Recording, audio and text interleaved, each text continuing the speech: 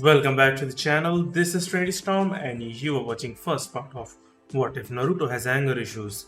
If you enjoy this video, please like, share and subscribe to the channel. Now wasting no more time, let's start the story. Looking toward what appeared to be the village gates, an adult silver-haired man with blonde hair was seen resting on his back. This was their village, their home, based on the symbol it bore and the one the two wore on their Hittites.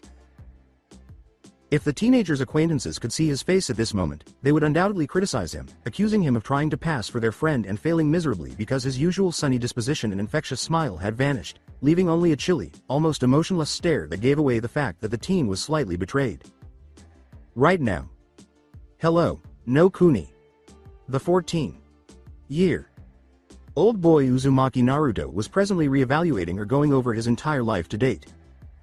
After being defeated by his so-called best friend or teammate, Uchiha Sasuke, who attempted to kill him in cold blood, he is being carried by his so-called sensei, Hitaki Kakashi. My best friend and teammate, who is my ass, would attempt to murder someone who, until recently, regarded him as a brother except for blood. But it was not the thought that was bothering him. Now he was admitting to himself that he was weak.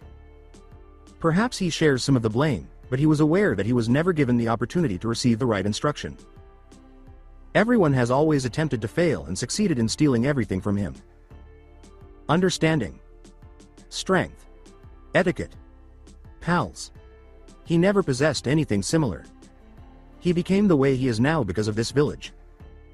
The blonde noticed that something inside of him had snapped minutes after he woke up in the Valley of the End, but he didn't know that it had been erased until recently. Instead, he noticed that he could think clearly now. Retrospection. Fury. When he realized he was alone on the battlefield, rage began to well up inside of him. Naruto came to the conclusion right away. He was unsuccessful. He was unable to apprehend his brother and return him to the village. He failed because he lacked strength. Despite all of his efforts and struggles, he was still worthless and could not overcome his circumstances. Hatred. When he eventually realized the primary factor that shaped him into this kind of person, his mind was racing. Conceited, immature, frail. When a certain fox first saw this, all he wanted to do was take advantage of his vessel's weak mind. He was going to start his plans, but just as he was, he felt something he hadn't seen in a long time. This caused him to narrow his narrowed eyes in confusion and curiosity, so he decided to postpone what he was about to do. The Uzumaki realized that something was attempting to push him into unconsciousness, and if one had looked closely, he would have seen several glowing black markings on the back of his head and neck. With an insane roar, he pushed as much chakra as he still had outside of his body in an attempt to eliminate the uneasy feeling. Ah! The density of his chakra caused the earth beneath him to split, and unintentionally, the same black markings began to disappear. The earth quivered, and a moment later, branches spread out and danced wildly around him before disappearing as if nothing had happened. Before all went dark, he had a genuine smile on his face. Mental space. First, misunderstanding. Then insight struck. And lastly, anxiety. Kyuubi saw the current state of turmoil in his vessel. Upon channeling some of his corrosive chakra into his Jinchuriki during the battle and witnessing his defeat, by none other than Uchiha, the nine-tailed fox shook his head, realizing that this pitiful ninja would most likely cause his death in the future. He realized that if he didn't seize control of his ship and flee, he wouldn't be able to see daylight again. It only took a few seconds to realize the original effects of the seals after he noticed the restrictions placed on his vessel's mind. Naruto had noticed the anger and growing hatred within him and knew that this was his chance, but something was holding him back. Manipulating the mind seals that genuinely serve as a conduit between his brain and body. Oh? Additionally, I am able to read kanjis for cessation on a chakra. Related issue. That he can actually use his chakra, and even control it to some extent, is a miracle. I now understand why he is so immature and why he loses his cool quickly after processing anything. His heart nearly stopped when he saw the Jinchuriki release the last of his chakra and break the seals with sheer willpower, but what really stopped him was what erupted from the earth and the chakra's noticeable density increase as it took on a purplish blue hue. That's what it is. Beyond mindscape. A half hour later, a silver-haired man arrived in the valley with his summon Ninken, and the two of them gazed in wonder over the demolished battlefield. As he approached the body, his face twisted into a regretful and ashamed expression. He saw the one unconscious silhouette in the middle of the field and dashed towards it. "I apologize. Sensei." Flashback termination. When the sensei and student pair did arrive at the gates, the former drove quickly in the direction of the hospital in order to get his genin well. Except for his student's slight weight gain, he was unaware of the somber appearance of the blonde during the trip and the actual slight changes to his body. Time travel. A few days have passed since Uzumaki Naruto was admitted to the hospital. The few visitors he received while recovering noted how incredibly silent he had been during this time. Senju Tsunade, Godem Hokage, was among the few guests who noticed the significant shift in her knuckle. Head blonde hair. She had no idea what was going through his mind, and she was not amused in the slightest. She also considered how annoying it had been that neither her favorite ninja teammate, Haruno Sakura, nor her perverted teammate had paid Naruto a visit during the entire ordeal. She was unable to think about it any longer because a council meeting had been called, and she knew right away that something wasn't right because she had an uneasy feeling in her stomach as she made her way to the room. Meeting of the council. A betrayal. Fury. Hatred. Shame. Sadness. Apologies. Moisture had gathered on the side of her eyes, and these were just a few of the numerous emotions racing through her head. With the exception of a few clan heads, all of the negative feelings were directed at everyone in the room. When Tsunade heard an elderly man with bandages on her side explain why she was feeling so strongly, she finally allowed the menacing tears to fall. As of now, Uzumaki Naruto is banished from Konohagakure no Sato and Hai no Kuni as it is written in this scroll stamped by the daimyo collected 2 days ago by Jiraiya. San. He will have until tomorrow by the end of the day to leave the country or he will be executed on the spot. This was not excused. She felt ineffective since she was unable to revoke the directive even with the daimyo's consent. She was at a loss for what to make of the entire situation. Everything simply got worse. She would never get to see the smile of the person she had begun to regard as her son. Her legitimate heir. Her only motivation for overcoming all of the anxieties and darkness that previously troubled her. Everything to her.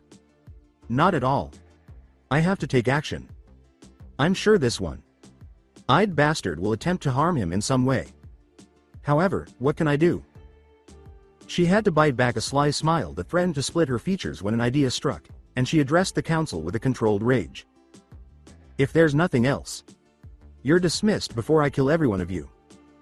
Following some complaining about being treated disrespectfully and being spoiled by her princesses, Tsunade vanished in a flurry of leaves, heading for her office to gather some supplies before the impending conversation that would undoubtedly break her heart. Time travel. In the medical facility. The entire village experienced a sharp increase in murderous intent that, if it hadn't subsided in the following instant, would have stopped their hearts. Naruto was enraged. His heart was racing. And if the bed that was completely destroyed by chakra alone was any indication, Tsunade knew that the blonde would make Uchiha's massacre look easy if she didn't stop him. She spoke, her gaze steeled. I'm sorry Naruto, they went behind my back. I don't know what that asshole perverted idiot is thinking but I'm going to beat him to the ground. You have until tomorrow. But I want you to take this scroll. It's from your mother. I don't know why your father hasn't left anything to you, not even a letter, but I hope that your mother can tell you the reason. Yes, I knew your parents but Tobi.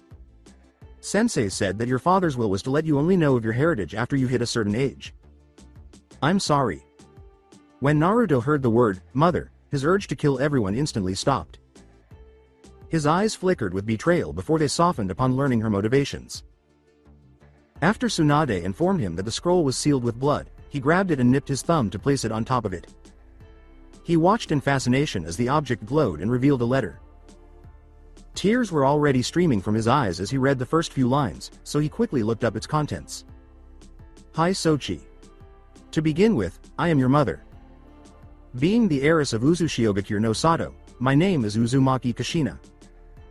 Secondly, you have most likely had a terrible life up to this point if my worries are true, which they always are. I am aware of this since I was the Kyuubi's previous Jinchuriki, and I have heard tales from the other villages about the struggles that come with it. I truly apologize, and please know that you have my undying love, even though you most likely despise me and your awful father. Namikaze Minato, your father, was the one who sealed the Kyuubi within you. I attempted to object and take the furball to hell, but Minato Teme used my protest as a chance to seize control of the beast and claim it as Konoha's. I sincerely regret not recognizing or ignoring the dark feelings I occasionally felt inside of him, and I would never have married him if I had known what kind of person he really is. As of right now, I am aware that Konoha is not a safe place, that many people have bad intentions, and that the only people you can trust are your godmother, Senju Tsunade, your distant aunt, Uchiha Makoto, Inuzuka Sume, and me. My part. Time students are Yuhi Kurenai, Azuki Yugo, and Inuzuka Hana. To deliver this scroll to one of them, I created a clone. Hopefully, it had enough time, or else I fear your life will become even more challenging. This scroll has 3 seals at the bottom. Your heritage and everything you need to know about the Uzumakis. All of my knowledge, including the history of the Uzumaki, is in the first to the left. The middle one has a variety of jutsus that I have collected, from Fuinjutsu to Kenjutsu, and my sword is in the last one. The sentient sword Kaminohikari is a relic from the Uzumaki clan, passed down through the royal bloodline generation by generation. As it stands, only you are able to wield it. Handle it with care. I want to tell you so much more, but there will never be enough words. I wish I could spend all of my love on you and be with you. No matter what route you decide to follow, never forget that I love you and am proud of you. Goodbye. Mother Uzumaki Kushina, you. Stillness. The sounds of tears falling on top of the scroll were all that could be heard. 2. Minato was one of the people who caused my life to become unbearably difficult. There are a lot of avaricious, power-hungry scum in Konoha. I assume that the Uzumaki clan is responsible for my sensory abilities, as I have been able to identify chakra signatures and read people's emotions ever since I woke up in the valley. And now that I'm thinking more clearly, perhaps Kyuubi had something to do with it? I have to talk to it. I'll make you proud, Ka-chan, but I have to leave this village tonight. I can't give those trashes any satisfaction. Senju Tsunade couldn't have counted the number of emotions that passed over his face in a matter of seconds. She showed signs of recognition, betrayal, shame, anger, relief, and finally a look of resolve and determination as a tiny fire flickered in those cold blue eyes, causing her to smile. For the first time since she gave him the scroll, he spoke in a faint, tremulous voice, startling her out of her reverie. Thank you. The curvaceous woman offered him a slight smile, but her regret was still visible in those amber eyes. He comforted her by giving her a hug and assuring her that nothing that was happening was her fault. Tsunade shot him an appreciative glance and concluded her story. Before heading back to her office because she needed a lot of sake tonight, the Senju gave the young man one last kiss on the forehead and reflected on their time together. Tsunade would wholeheartedly concur with Naruto even if she had observed the sinister expression on his face, which she never did. Arrow. Teme, that one. It will always hurt to see him use me. Additionally, Konoha. You better get ready because I'll show you what you've lost someday. That's my promise. And I'm going to get started now. The office of Hokage. Tsunade was so certain of her favorite genin scheme that as soon as she got to her office, she called her personal ambu and gave some instructions. A green flak. Vested man outside the window narrowed his eyes before disappearing in a plume of smoke, but no one else saw the pure black-colored rat in the room's corner that was turning into ink as the ambu left. Time travel. After a few hours, it was 2 in the morning, and the blonde was hopping from tree to tree with his head spinning with numerous ideas about what he wanted to do with his life. I can't just show up outside of a village and introduce myself as a former Konoha genin who wants to join you. Do you accept? Not at all. Since Kumogakure is Konoha's ally, I can't go to Sanagakure. If what Hiku said was true, Kirigakure should be in the midst of a civil war. Iwagakure is out of the question because I'm the bastard's son and they would kill me. And, if their mission to kidnap a Hyuga is any indication, they are not trustworthy. How should one proceed? He came to a stop on a haphazard branch when inspiration struck. He made the decision to give it a shot before settling down to meditate while standing with his legs crossed. Once more, he noticed how composed he was following the incident. Previously, he could not stay motionless for longer than 5 seconds. Now, however, this small exercise was bringing him such peace of mind that he felt compelled to turn it into a hobby. He felt a push after 3 minutes of deep breathing and mental calmness. Mental space. Opening his thoughts, Naruto faced the person he wished to meet. With the little time he had left, all he could hope was that this little gamble was a wise one. He was still evading capture. He sighed and parted his lips to say something. Kyuubi. The moment he said those words, a big red eye with a slit opened. Now that he could read the fox's emotions, Naruto was taken aback by the final one.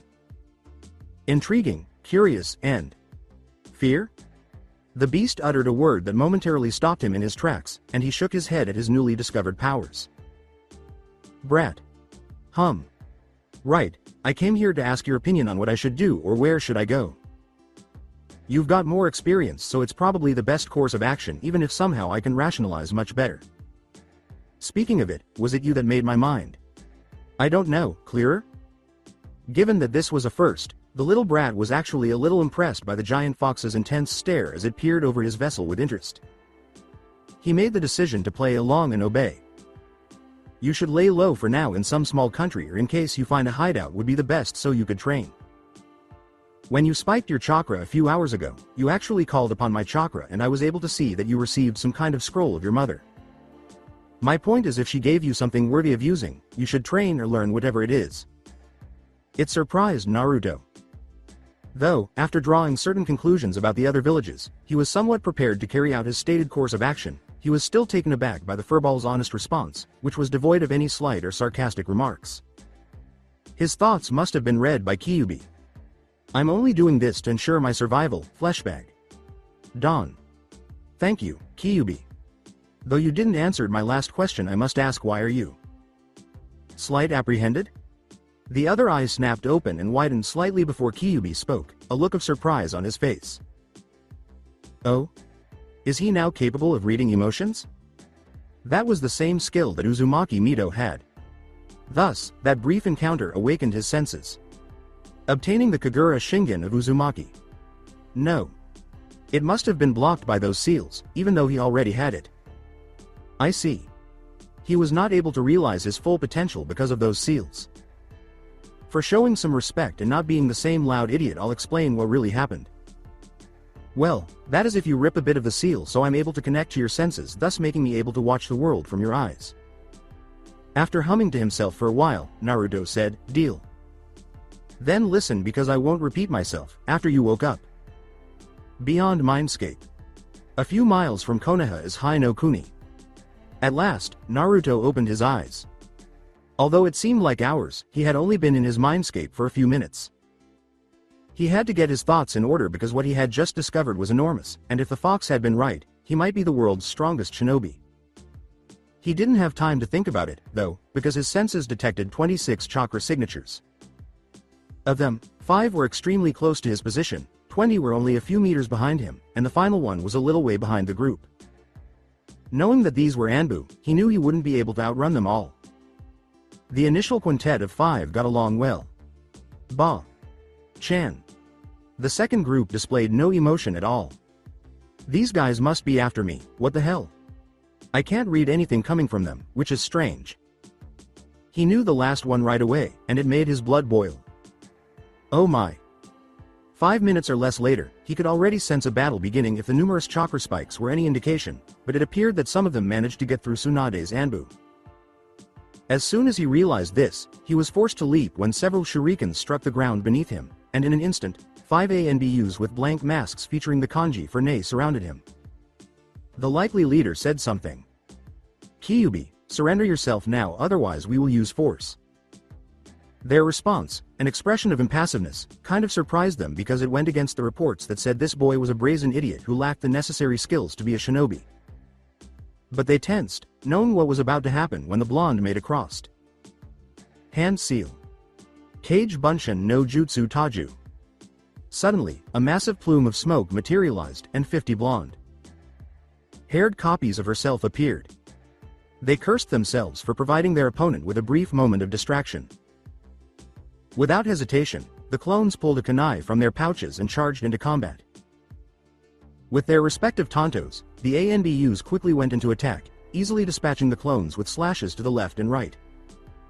However, the original Naruto desired that, as he noticed a gap behind one of them.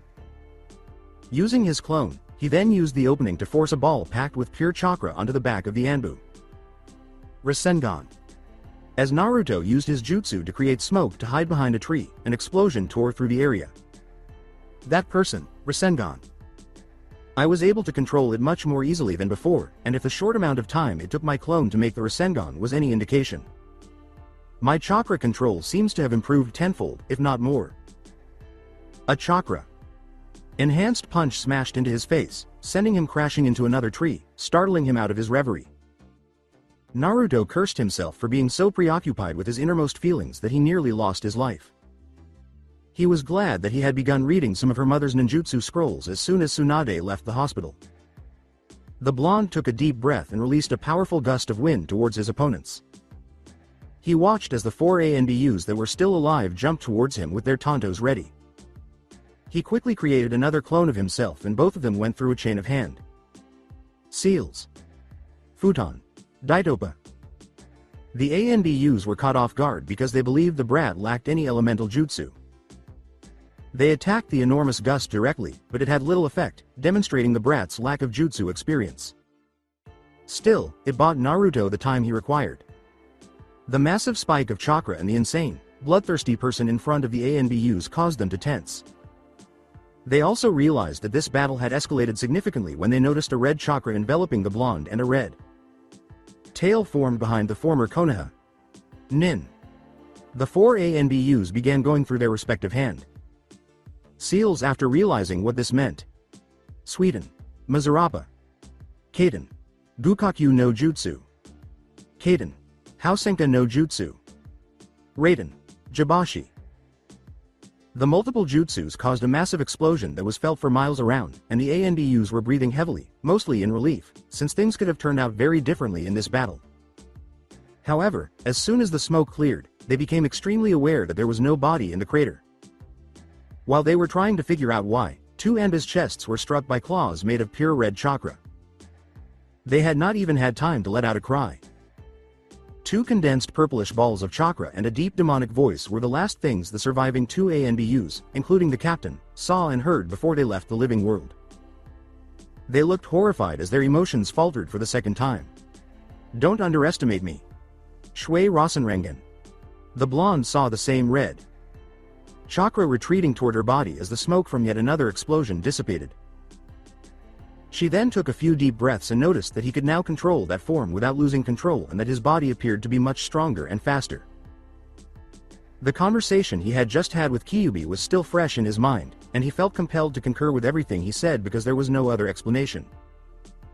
Now that the annoyances have left, let's move. Rasengan. BOOM.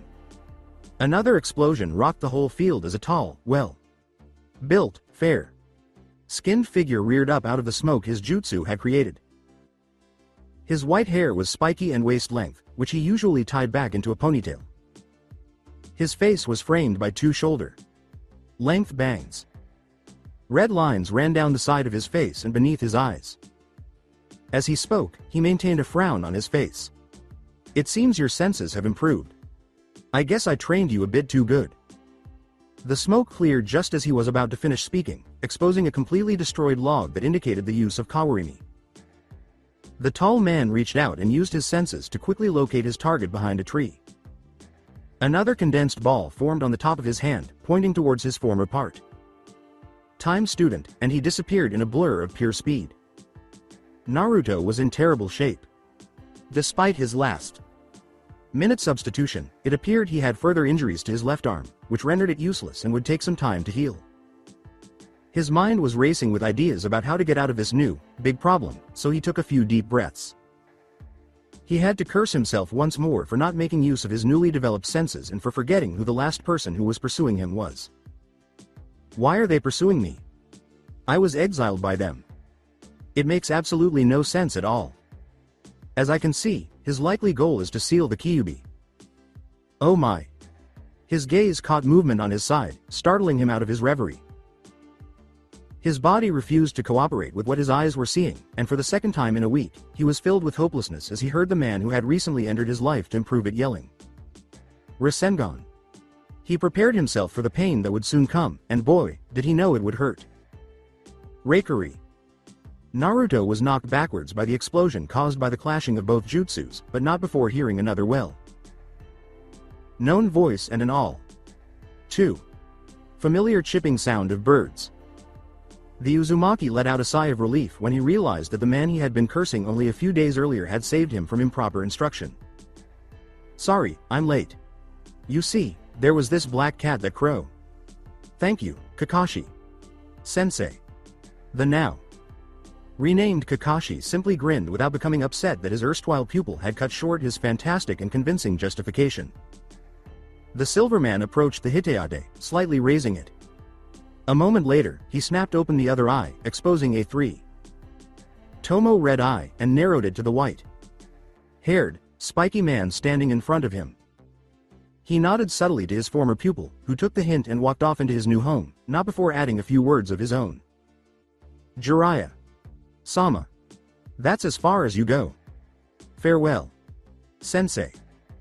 The man called Jiraiya scowled even harder at the sight of his intended victim running away, then narrowed his eyes dangerously to see why he had failed in his mission. "Brat, I'm going to pummel you into the ground for disrespecting your superiors." Though he couldn't recall being disrespectful, Kakashi actually had a thoughtful expression on his face as he tensed his muscles for what he knew would likely be a losing battle. However, the white-haired person paled at the sound of a commanding voice before they could even move forward. "Enough." The two renowned shinobis, each in their own right, looked up at the unfamiliar voice. "Hokage Sama, Tsunade Heim. Time travel. Salutations to you, Kuni." A few hours have passed since Naruto's former sensei came to his rescue. The blonde was thankful that the silver-haired person had arrived in time to save him, even though he acknowledged that he harbored some resentment for the instruction he had received. Not too long after leaving the battlefield, his arm began to regenerate along with the rest of his body. Leaving Kakashi alone annoyed him a little, but it was a necessary action. He had no obligations because there was no Hiteade strapped to his forehead. Koyuki Heim would undoubtedly welcome him with open arms during the journey he had imagined heading towards Yuki no Kuni, now Haru no Kuni, but then he recalled about a specific hideout he could use without any issues. Zabuza's laid out. That name held many happy memories for him, none of which had to do with his team but rather with a particular girl with black hair. Haku. The Haiden user was the first woman he truly loved. He could tell now that he was able to think clearly. The only person who truly understood him was her. The suffering, the isolation, the worth of priceless individuals. They had clicked right away. Before the impending assault on the bridge, they shared the last few days together. Even though he knew she was an enemy at the time, he couldn't have cared less about her being the first girl he had ever kissed. Seeing her go was heartbreaking for him. Those brief days spent with Haku were the one thing his former self did exceptionally well.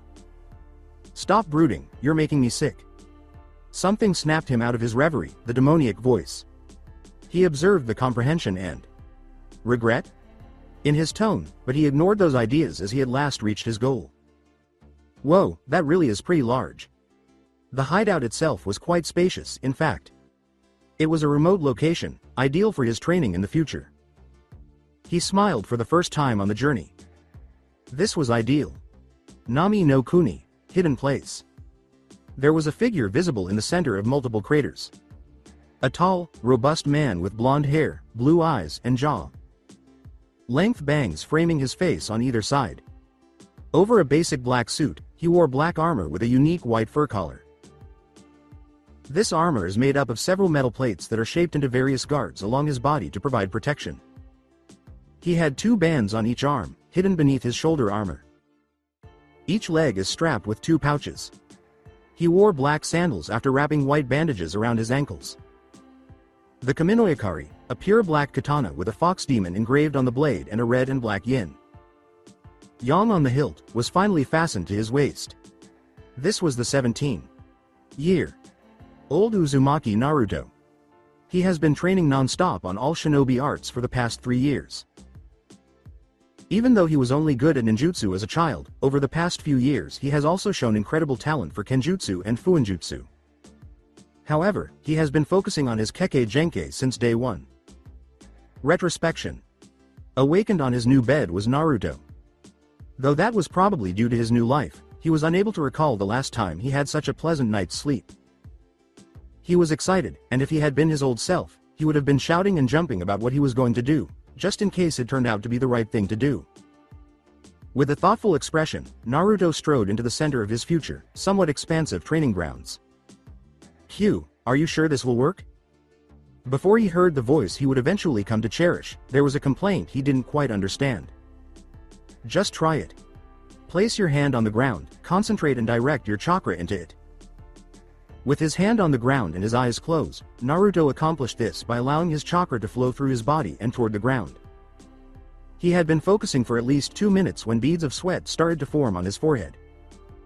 He then snapped his eyes open, and to his and his tenants' amazement, a medium-sized tree suddenly appeared in front of them. "So, I do really possess the famous Mokuton. But how can this be? I'm not Hashirama's descendant as far as I know. So, how can I have his Kekkei Genkei?" That's probably because the Mokuton is not a normal Kekkei Genkei you're used to see. This involves the nature itself, I'm not really sure. Hashirama was always an idiot just like you in the past and had the same pure soul as you, so maybe the Mokuton has a probability even if it's very low to be unlocked on pure souls. Well, it doesn't matter. Yeah, you're right. Now, let's get to training. I'll use my Chan's advice right from the beginning as we can't waste any more time, Naruto hummed in response. Kage Bunshin no Jutsu Taju. Flashback termination.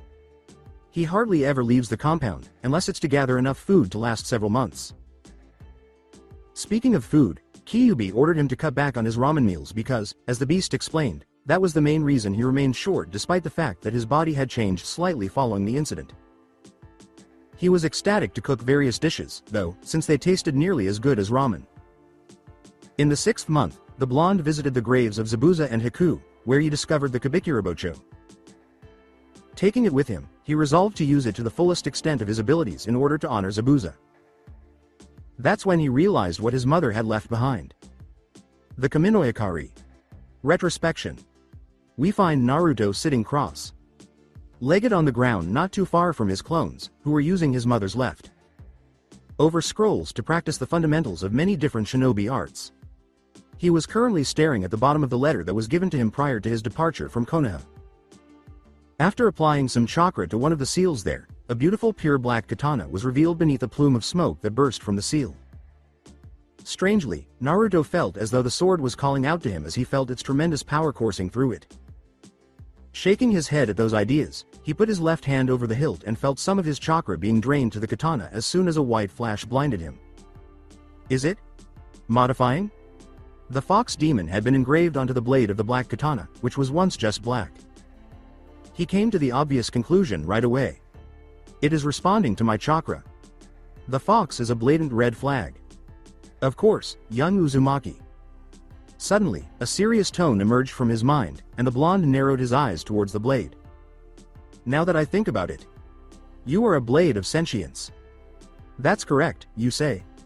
Well. Oh? You seem to be the progeny of my most recent disciple. After pausing to hear that response a second time, Naruto replied, Chan. Disciple? Indeed, disciple, it replied without missing a beat. Until now, Ashira Uzumaki, the Shodan Mizukage, was the only person deserving of my title of master, and the only one who could fully control me. As he heard the final statement, a smile was beginning to form on Naruto's face, but it wasn't his typical smile. Instead, it was a nearly savage, bordering on bloodthirsty grin that sent shivers down Kyuubi's spine and the Kaminoikari's metal. Let's begin. Flashback termination. Kaminoikari had been teaching the fabled lost art of the hidden Mitsurugi Ryu, and surprisingly enough, it worked perfectly with Naruto's body type. It took nearly 2 years to reach this point. Quickness and stamina. The Uzumaki's Hageshi Uzu style, which was all about speed, flexibility, and precision, the precision part of which took some time to master because it was very similar to the Hyuga's Juken sending bits of chakra through the fingers, was the style that saw his taijutsu grow by leaps and bounds. By adding one of his elemental affinities, Naruto elevated it to a whole new level, but that's a tale for another time. Affinity. When he first unlocked his Kekkei Genkei, Mokuton, giving him Suiden and Doden, Naruto initially believed he would only have futon as his element because the jutsu he used against the ANBUs was made rather easily. So, in order to get rid of those nagging doubts, he used a small piece of paper that came with one of the books called Elements and Affinities. Shape it to your will, sealed in the scroll. Thus, it was unexpected when a section of the paper wrinkled into a tiny ball, demonstrating a strong affinity for Raiden as well. Throughout the rest of the day, his ruthless smile remained on his face. He cursed himself when he realized something that had completely escaped his memory during his second year of training. Retrospection. Kachiyose no Jutsu. To Naruto's astonishment, a small plume of smoke appeared, and he applied a lot of chakra to it. It revealed a short, green toad with very thick eyebrows, a small goatee, and white hair styled in a sort of mohawk. The same toad looked at Naruto in shock, and then his face twisted into sympathy. The young Uzumaki's enhanced sensors allowed him to sense the toad's emotions instantly, so he knew what was going on. Naruto. Chan, nice to meet you. I am Fukasaku, an elderly toad from Mount Myoboku, the realm of toads. The elder toad seemed to read Naruto's mind as he continued, but despite the fact that he could sense many positive emotions emanating from him, he maintained an impassive expression. This was still Jiraiya's summons.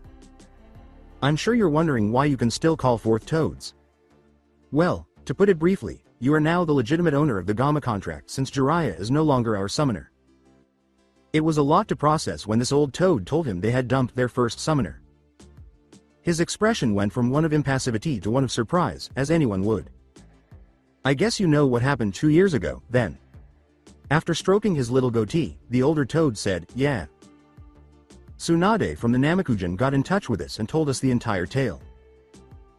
We are deeply embarrassed by Jiraiya Chan's behavior and Konoha, which we pledged to defend.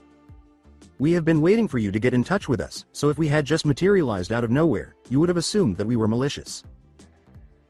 I, Fukasaku, one of the Nidezengama, the two great sage toads, Uzumaki Naruto, formally declare you the rightful owner of the Gamma contract scroll.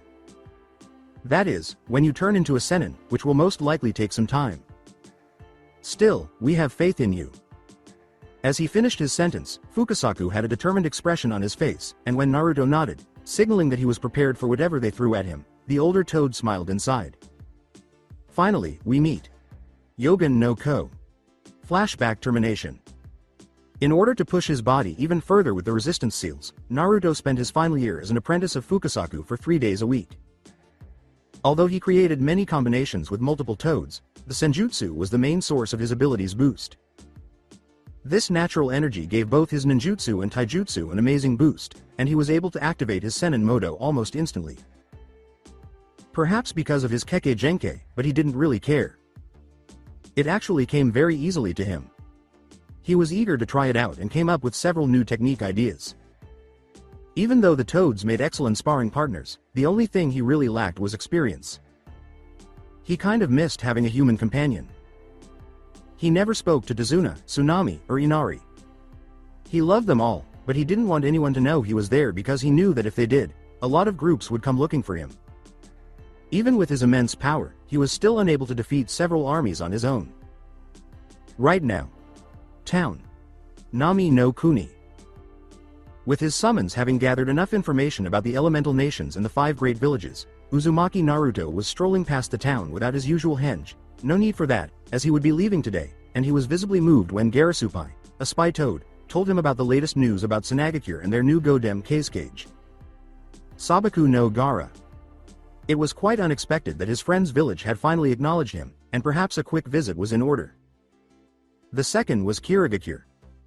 A year after Naruto began his training, it appeared that the rebel forces had triumphed, and as a result, Yugura, the tyrant, had been killed, and Meitarumi had been crowned the new Godem Mizukage. Thus, 2 years later, Kiri could be worth a look. There was nothing particularly noteworthy to report about Kumogakure. It appeared that since the arrival of the Yondaime Raikage, the village had become much more subdued in regards to Kekkei Genkeis, who might visit Kumogakure shortly after seeing his friend Gaara. Iwagakure has been concentrating his forces near his borders, and there are whispers that, having lost some allies to Konoha as a result of their Jinchuriki, they now wish to exact revenge on the city. Following the news of the Kyuubi's Jinchuriki's banishment, Nami no Kuni and Haru no Kuni severed all connections with the village because their respective daimyos, Tazuna and Koyuki, were close to that individual. This dealt a severe blow to their economy, causing most of their civilians to shudder in fear and a few shinobis to shake their heads at the village's and its people's ignorance, and there was a noticeable decline in the number of missions received, which alarmed everyone. The newly appointed Kazekage, Gaara, and the head of Takikakure, Shibuki, also threatened Konoha, but they didn't void or revoke any contracts between them, despite a great deal of tension. Konohagakure. Even now, the mere mention of that name makes his mouth water. However, upon hearing his spy's account of what transpired in that village, he had to force a small smile, though there was a hint of worry in those cold blue eyes. Yugo. San, Hana. San, Tuchi. Oji. San, Ayame. Chan, Uruka. Sensei, Kurenai. Sensei, Ba. Chan, and Kakashi. The puff of smoke in front of him alerted Naruto, who turned his impassive face toward the toad and waited for it to speak, not even caring about the people who were watching this interaction in curiosity and shock as they had never heard a toad speak, though they couldn't really hear what he was saying. Naruto scowled. He couldn't leave his precious people behind. He had to decide which village he would go to as soon as possible. Right now, he needed to head to Sanagakure to check on his friend. Naruto. Sama. There's important information. The Kazekage Gaara, your friend, was taken hostage. The toad momentarily believed he saw tiny jolts of electricity dancing around when Naruto sharply narrowed his icy blue eyes, but he shook his head before sharing the information. He was taken captive by 2 Akatsuki members yesterday. As we speak, they are in some sort of hideout at Kawa no Kuni, extracting his biju. You must act quickly to avoid missing the deadline. The toad didn't need to repeat himself because, as soon as he was done, all that remained of Naruto was a slight wind blowing toward the land of rivers. Time lapse. Kawa no Kuni, hidden place. 9 figures stood atop some strange fingers. Oddly, 7 of them had no bodies visible at all. The rest looked like holograms. All 9 were fixed in intense concentration, with Gaara standing in the center and a strange red energy appearing to be emerging from his mouth and heading toward the mouth of a strange statue, while a blue aura encircled the Jinchuriki. When one of the yellow-eyed figures finally opened his eyes and spoke, 2 pairs of ring-centric purple eyes and 3 pairs of tomo red eyes noticed him. We've got company. He went on, 3 Konoha teams coming, since none of them appeared to be responding. Most likely to save the Kazekage. For the first time, the purple-eyed one spoke. Who did they send? Perhaps we can find out more about the whereabouts of the Kyuubi Jinchuriki. Here are Inuzuka Kiba, Haruno Sakura under the command of Hitaki Kakashi, and Sanagakure's Chio. Maeda Gai led Rock Lee, Hyuga Neji, and Tenten. Lastly, we have Azuki Yugo and Yuhi Kurenai. The final 2 teams are most likely backups because they are still quite a distance apart. Before giving his orders, the Rinnegan wielder hummed a little and thought, wow, what a group they sent. Well, Hitaki and Gai's team is stopped by Kisame and Itachi, who give Zetsu some chakra. Kakuzu follows suit and waits for us. Kill them if at all possible. He nodded several times in response before they carried out their leader's instructions. Not too far from the hideout, Sakura, Kiba, Chio, and Kakashi had been running non-stop because Akamaru had smelled Gaara's scent and they didn't want to waste any more time before it was too late. However, before they could reach their destination, a familiar face made Kakashi tense and he ordered his team to stop right away. Hello Kakashi. San, it's been a while. Itachi. A few miles distant, Konoha's Team 9 was racing toward their goal. Pakun, Kakashi's Ninken, had informed them of their destination a few hours prior, and the team had all agreed to pick up the pace to reach them as quickly as possible.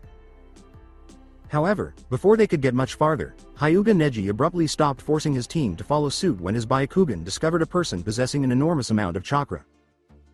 Oh, Green Beast, here we are again. Nobody is around to stop us right now, nay.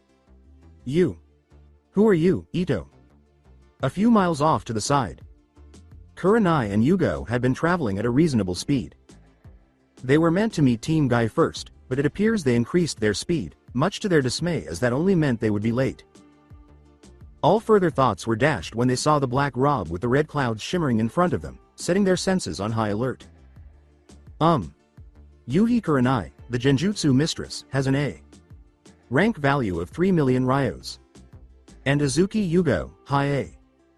rank Genjutsu mistress with a 5,500,000 ryoso worth. That is a sizable bounty. Kakuzu, former Junin of Takigakure. Time travel. Kawa no Kuni. A figure was speeding toward a specific spot. His senses had detected a number of familiar chakra signatures. Some made his blood boil, but others truly alarmed him because they were growing weaker by the minute. He pumped more chakra to his legs, which vanished in a blur of yellow. A few minutes later, he arrived and, using his nearly perfect control over his chakra, suppressed it. What he saw, a figure dressed in familiar clothes, about to finish a group of people who were lying on the ground, exhausted, shook him with fury. Without thinking, he leapt out of the bushes and a swirling blue ball appeared on top of his palm, growing larger by the second. Kurenai and Yugo were not having a good time, but when they engaged the Akatsuki member, they quickly gained the upper hand due to their flawless teamwork. However, everything changed after they were believed to have killed him with one of their combinations. They relaxed after the Kenjutsu mistress stabbed him through the heart, and that was all it took for the weird man to turn the tide of the battle. He broke Yugo's ribs with an earth-enhanced punch, and then 3 strange creatures emerged from his back, quickly displacing Kurenai. They managed to dispatch 2 of these creatures, but by now their chakra was depleting and they were worn out, not to mention the numerous bruises all over their bodies. They exchanged a half-smile, knowing full well what would happen. Even though this isn't my original body, you fought well because it still contains 70% of my chakra. If you were aware of my secret beforehand, you would definitely defeat me. The only black creature still standing on the man's side leapt towards both of them as both of his thread arms started to get covered in lightning. Yugo pushed her body to the limit, years of working with ambu paying off, and quickly jumped in front of one of her best friends, giving her a tearful smile over her shoulder. Goodbye Nai-chan. Both kunoichis were shocked that they were going to be killed by a man that wasn't even the real one. Kurenai's eyes moistened as the realization of what she was about to do struck her, and she watched in horror as her friend stood to take the blow for her. This marks the conclusion. Raiden. Ken Katsu. Just as Yugo was about to be struck by the black creature covered in lightning with both of its fists, time seemed to slow down and a shadow appeared over them. Dama Rasengan. BOOM. The last sound Kakuzu heard was the click sound, like the sheltering of a hilt, and he narrowed his eyes at the sudden voice and explosion, so focused at this new development that he never saw a black blur that passed through him. Shi no Ko hidden Mitsurugi. Ryu. A precise cut. Half of Kakuzu's body broke apart. There was no blood on the novice's knife. Both Yugo and Kurenai sighed with relief as they saw this man save them at the last moment, but their eyes widened at the deeper, more familiar voice. They watched in shock and amazement. Kurenai. Chan, Yugo. Chan, are you okay? The handsome man with shoulder length blonde hair, icy blue eyes, and 3 whisker marks that seemed to be disappearing caught the attention of both kunoichis as they turned to face the familiar voice. Wait, whiskers? Naruto? The man observed with amusement as kunoichis acknowledged him and arched his perfectly formed eyebrow at the pink flush that developed on her cheeks. He saved those thoughts for later, though, as his expression twisted into a neutral expression before moving on. We have to move, even though I would really like to have a nice conversation with you. We've already gotten behind schedule. They ignored their embarrassed protests and continued on towards their true mission, disregarding the fact that 2 copies of him appeared out of thin air at her sides and laid them on their backs without waiting for their reply. Time travel. Hideout. Akatsuki Kawa no Kuni. If the numerous craters and destroyed puppets were any indication, the battle had already begun. The 3 of them nodded and realized they were running late. Kurenai and Yugo, who had been recovering and had some time to rest after recovering from most of her wounds thanks to the clones using some Iryo ninjutsu, went to assist the group fighting inside the cave, while Naruto ran towards the others and had to raise an eyebrow at the intriguing jutsu someone was using distantly as the area where a white creature was appeared to be distorting. As he ran, he closed his eyes in concentration and formed a hand seal, extending his senses. Hitsuji. Shingen Kagura. His eyes narrowed at the sky and snapped open less than 2 seconds later. Kiba is being useless as usual, and things need to move quickly because Kakashi's chakra is depleting quickly, which indicates that he is the cause of that strange jutsu. Keeping that in mind, Naruto created another hand seal, causing his body to burst into light and disappear with a thunderclap. Ugoki Kaminari no. Alongside Kiba and Kakashi. The other was trembling with fury, and the first was breathing heavily. The former was cursing himself for not having practiced this particular jutsu more frequently because it required a lot of chakra to maintain, and he was now unable to do so because a certain brash and talkative member of their group had refused to shut up. Come on, Kakashi. Sensei, he's running away. As his body began to feel heavier by the minute, Kakashi sighed for the 10th time, not even bothering to respond to his companion. Instead, he concentrated a great deal of chakra on his eye, snapping it halfway open. I promise not to fail again, Kamui. He squinted at the soaring figure above him, and a moment later the area he was looking at began to morph. A blonde-haired figure was having a terrible time. He had already lost one arm to the Ichibi no Jinchuriki, and now he had to deal with an unknown Jinkyuken ninjutsu that seemed to suck everything to God knows where. He was trying to figure out how to get out of this situation when the area around him distorted again, and he gritted his teeth as his remaining arm was sucked into the void ball. He was so focused on trying to bear the sudden pain and loss of his second and last arm that he missed another figure rotating himself and his partner. His eyes widened as his senses surged, and he forced his body to jump as something that appeared to be a tornado destroyed his dragon clay. Gosuga. Everything happened too quickly. One moment he was standing atop his exquisite work of clay, the next he was falling off it.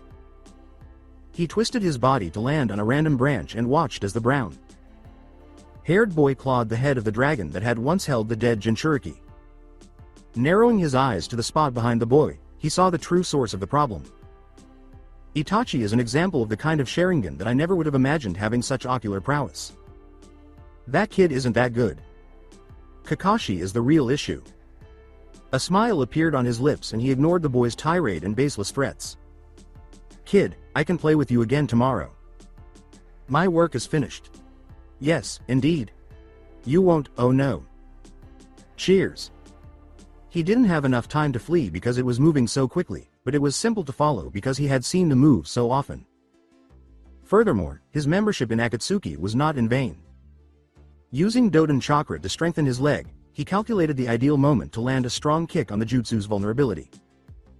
Precisely midway through the rotation, Kiba would destroy him, disregarding Kakashi's cries and hurling himself violently towards his opponent, not even giving a thought to the Akatsuki member's leg movements. However, before they could collide, Kakashi's red eyes widened as he noticed an absurdly quick blur that his bare chakra enhanced hands were using to intercept the boy's spinning foot. The newcomer ignored their shocked and surprised looks before grabbing the other boy and jumping to where a familiar silver-haired was. His mind was racing a million miles per hour as he did this. Raiden Chakra had stopped the foot, and he had watched in amusement as the blonde-haired boy cried out in pain. He may have picked up the wrong guy, but whatever. My sensory abilities detected the Doden Chakra build-up, which is why it was so effective. Raiden must be his general weakness. The boy Naruto was holding on to was completely destroyed by him, and he had to duck under a punch from the same person as well as flinch at the high-pitched voice. You are an idiot. Who the hell do you think is the last to die? I can now kill you, demon, oh joy. A firm hold grabbed Kiba's shoulders as he was ready to leap at Naruto once more. He turned to yell again, but a red-eyed, menacing stare met his eyes. You will stop right now as we still have something to deal with. The Chunin sighed in frustration and then turned to face the Akatsuki member who had made eye contact with the person who had hurt him. The Inuzuka wanted to protest, but his sensei's narrowed eyes told him otherwise. Is that whisker marks on that blonde hair and blue eyes? That's Jinchuriki Kyuubi. You've been in hiding for a while. Right now, I would love to show you my artwork, but it seems like the leader is calling. You will die today, Deidara. As the now-named Deidara began to chew the last of his clay, Naruto narrowed his icy blue eyes. His eyes widened at the build-up of chakra, and he knew instantly what the man was trying to accomplish. With a sly smile on his face, Deidara's body began to swell, thinking that he might be able to use this jutsu to defeat the Kyuubi Jinchuriki and exact revenge on them for what he had done only moments before. But before he could process any more information, a spear or electric blade was pressed into his chest, stopping his jutsu in midair. All he could do was blink. Chidori Iso. At the high level of elemental shape transformation, Kakashi, Kiba, and Deidara widened their eyes in shock, awe, and fear. Especially the former, who had a shocked but proud expression on his face, saying, "That's a variation of my Ch. Chidori." His free hand continued onward, going through a series of hand seals before clenching his teeth at the difficulty of his next move. Moisture in the air above the Akatsuki member began to gather and, in 2 seconds, it took the form of several water needles. Deidara grunted as they were thrust and lunged into various parts of his body, where he could only scream in agony as some of the water needles made contact with the lightning spear, sending even more jolts through his body. Sensatsu Suisho. When he saw the damage from both of his techniques, Naruto cancelled his jutsu. This was a pretty powerful combination that he came up with at the last minute. He nodded absently at the outcome, and if Deidara's twitching body was any indication, it was pretty effective. Just as he was about to dispatch the poor Akatsuki member, his sensors registered another chakra signature. A moment later, the area surrounding the unconscious Deidara twisted, revealing a swirling vortex before an unidentified figure emerged from it. Naruto narrowed his eyes at the orange mask with its single hole, then widened them as if a 3. Tomoed Sharingan was glaring at him. However, before he could process this further, he heard a loud growl inside himself. He is the FLESHBAG that got me when you were birthdayed. The atmosphere seemed to drop several degrees, and electricity began to dance around Naruto's eyes as he had to force down the Kyuubi's chakra that was trying to escape him. Finally, the newcomer spoke in a grave tone. "Jinchuriki Kyuubi. It's been really difficult to find you. But in just 3 years, you really got pretty strong. Just give up." A lightning fast kunai interrupted his statement, but as it was about to fall on his head, the same kunai just passed through him. At that moment, Naruto's eyes widened slightly as his mind began to race. What on earth was that? An after image? No, I noticed the slight accumulation of chakra in his eyes, which indicates that it has something to do with the teleportation he just performed when he appeared out of nowhere. Additionally, that Jikukan ninjutsu bore a striking resemblance to the one that Kakashi Sensei employed, indicating that it is a Sharingan-based jutsu. "Who are you?" The man in the mask hummed a little and looked at the Jinchuriki's expression, amused. "I have multiple names. I go by Tobi with some people. However, I was referred to as the Uchiha no Bore, or the Uchiha Ghost, years ago." As realization dawned on them, Naruto and Kakashi widened their eyes in shock. "Yes, I am Uchiha Madara's founder of Konohagakure no Sato." A furious fox was whirling his tails erratically inside Naruto, but he stopped short at that declaration. He's lying. It's true that he is a Uchiha and that evil chakra is the same as him, but there is no way that he is the scoundrel that he is portraying himself as. After a few seconds, he decided to save the new information his tenant had given him because he didn't want anyone to know about him and the fox friendship before addressing the man named Tobi. The Kyuubi's Jinchuriki was in a state of turmoil as he was trying to figure out this mystery. "What would you like?" The acclaimed Madara saw that the blonde was not afraid, but he ignored this observation and answered. "It's still too soon to say for sure. We're coming for you, Uzumaki Naruto, so get ready." And as he was finishing those words, the space around him contorted once more, and Deidara was on his shoulders as a whirling vortex engulfed them and then vanished out of sight. Even his Kagura Shingen was unable to detect where their signature had disappeared, so Naruto narrowed his eyes. That only serves to demonstrate that the technique is a Jinkyukan ninjutsu, and a very dangerous one at that, beyond the Hiraishin. If I want to be able to counter that with ease, I really need to finish it. Unbeknownst to them, the Kabikirabocho wielder turned to face the konoha. Nins and sighed. "Alright, let's go." They nodded, two of them reluctantly, and Kakashi followed Gaara out of the clearing and toward the other group, trying to make sense of what had just happened while he stared at the man carrying him. "Naruto, you've developed nicely. Time travel. Kawa no Kuni. The Mystery Hill." The journey was uneventful, but as soon as they arrived at the other Konoha group, Naruto noticed the numerous glares and few apologetic looks directed at him. Despite this, he ignored the shouts of a certain pink-haired banshee and chose to stay a little behind Kurenai and Yugo, who had explained what had happened during the battle with Sasori. First of all, the battle was going badly for the Konoha plus Chiyo group. However, as soon as they joined them, it immediately turned the tide and they were able to defeat and kill the Kubitsu master. However, it was a pain in the ass because Sakura kept making mistakes that nearly killed Chiyo. The Chunin Kunoichi, despite her slight increase in strength, was still very inexperienced in the battlefield and has been trying to replicate Tsunade's monstrous strength, but she hasn't quite mastered it. The teen tried to get the Hokage to apprentice her, but each time, she was turned down and received the same response. I don't want to deal with weak fangirls who instead of taking their careers seriously, are still dreaming about their knight armor boy. Sakura was smart enough to know what's. Now that the Suna Nins have arrived, we find Naruto, Yugo, Kurenai, Kakashi, and Hyuga Neji observing a little apart from the rest of the group while Chiyo began using a Kinjutsu that she had created on Gaara. The Uzumaki had to narrow his eyes to see the Elder's chakra coils degrading as realization hit him. She's sacrificing herself, I see. There had to be consequences for this kind of Kinjutsu. Naruto closed his eyes as if in prayer for the elderly woman, and seconds later, judging by his friend's reactions, they had already reached the same conclusion. Chiyo. San, I hope you find happiness in the hereafter. Time Traveler. Konohagakure no Sato. Office of the Hokage.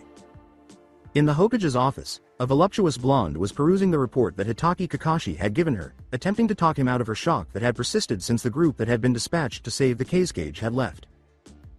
She had to concur with the former Anbu that Naruto's level in such a short period of time was astounding and that this was likely only the tip of a very large iceberg. A part of her was worried and concerned because she knew this was going to backfire on her for whatever reason, even though she was proud of her favorite ninja for becoming such a formidable force. She sensed it. When the door knocked, the feeling shot through the roof, but she steeled herself and grunted acknowledgement as someone she really didn't want to see entered the room. That's when she realized what the feeling was all about. The individual skipped pointless greetings and headed straight for businesses. Tsunade, I've got some interesting reports about the Kyuubi's Jinchuriki. What are you planning to do now that he finally came out of hiding? In the interim, Kurenai's flat. Following the delivery of the mission report, Kurenai went above and beyond to locate and compile a group of people at her apartment. This was a crucial task that Naruto himself gave to Kurenai and Yugo. Azuki Yugo, Inazuka Hana, Inazuka Sume, Amino Uruka, Ichiraku Ayame, Ichiraku Tuji, Mitarashi Anko, and Hitaki Kakashi were seated on her numerous couches. Anko didn't want her friend to be left behind in this situation, even though she wasn't supposed to be here. Being one of her closest friends and the life she had to endure in the last years had made the decision to bring her along fairly simple. That was Kakashi, though. Both mistresses became enraged at the lethargic Junin when they learned that the man had preferred the Uchiha while ignoring Sakura and Naruto. After a brief private altercation, Naruto told them not to hold a grudge against him and that even though he was angry, he wanted to give the copy cat an opportunity before they left Sanagakure. Though they were taken aback when he did show up on time, they assumed that was because the gray-haired man knew that Naruto was to blame. Anko had to control his laughter when he saw the serious expressions on the faces of the two kunoichis as they stood in front of the group, indicating that this was a serious matter. When they did speak to them, Kurenai was the first to speak.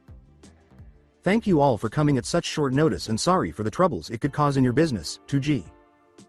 San, Ayame. San. The red-eyed Junin continued and said people just nodded. In our last mission, we came across Naruto.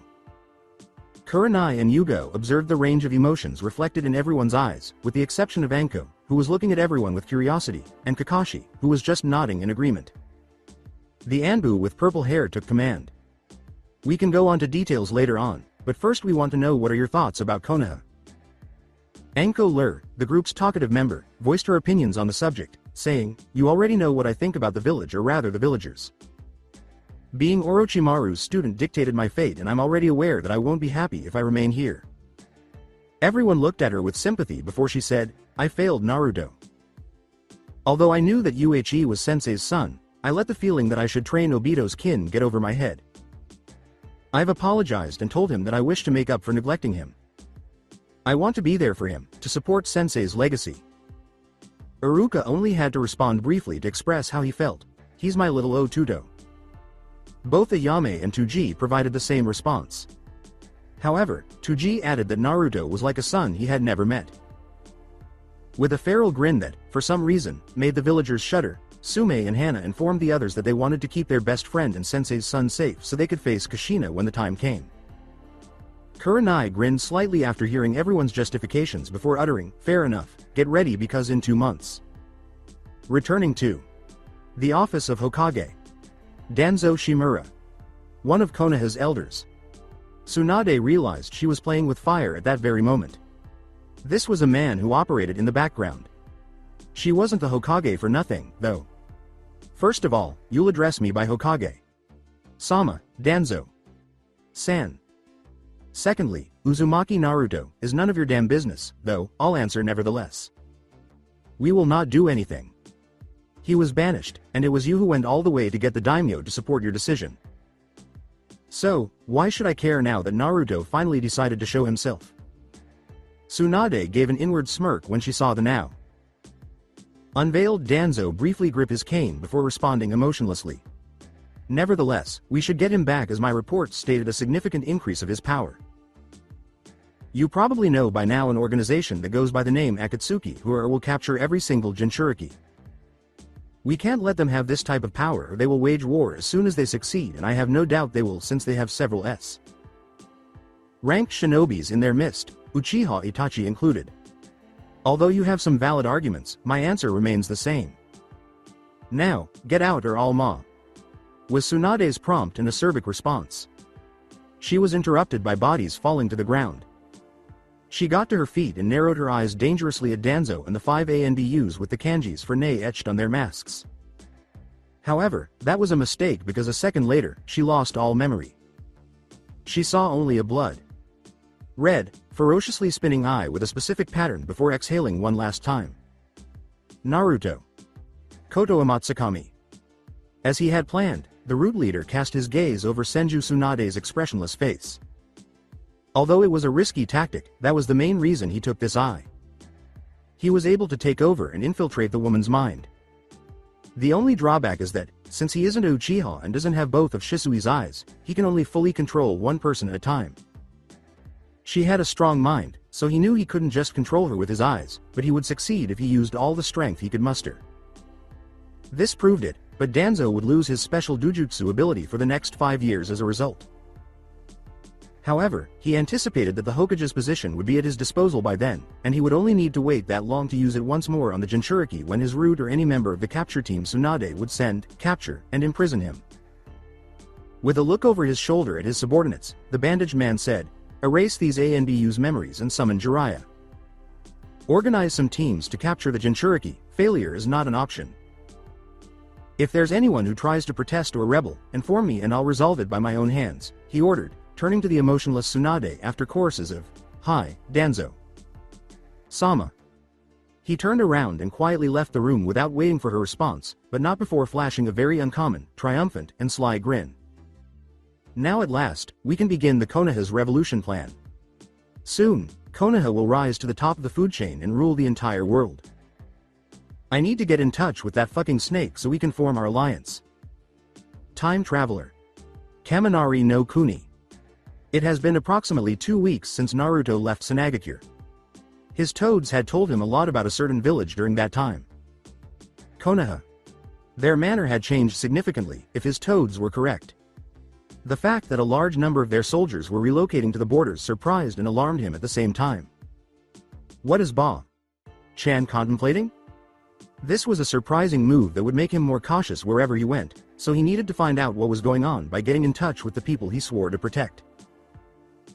Because he was unsure of their goals, he was currently making his way to Kumogakure in order to spend some time there quietly gathering information from his summons before waiting for Kurenai, Yugo, and the others to respond. This is strange. Kurenai talked to her and Shizune-chan, didn't he? Or is this how she responds to what I was going to do?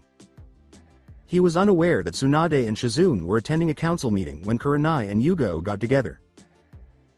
As a result, they chose to ignore it and planned to confront her the following day, knowing full well that their Hokage was prone to outbursts and histics involving drinking sake after meetings. Naruto continued to run at a respectable pace, though, until a high spike in demonic chakra caused his senses to go into full alert. He felt it coming from there and narrowed his eyes, hearing a voice from his mind that was all too familiar.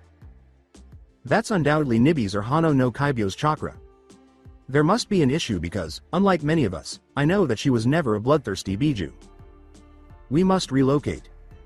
Naruto didn't need to be told twice as he shot chakra into his legs and disappeared into the distance.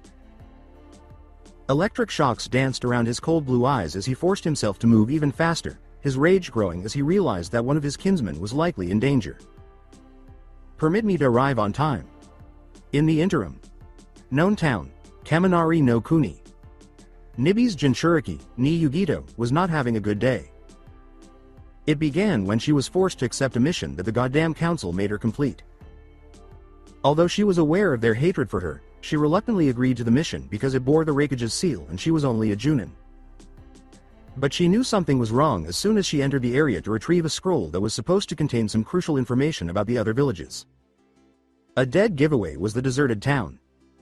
Her suspicions proved to be correct, and she would have been instantly killed by a scythe or left for dead if it weren't for her reasonable senses.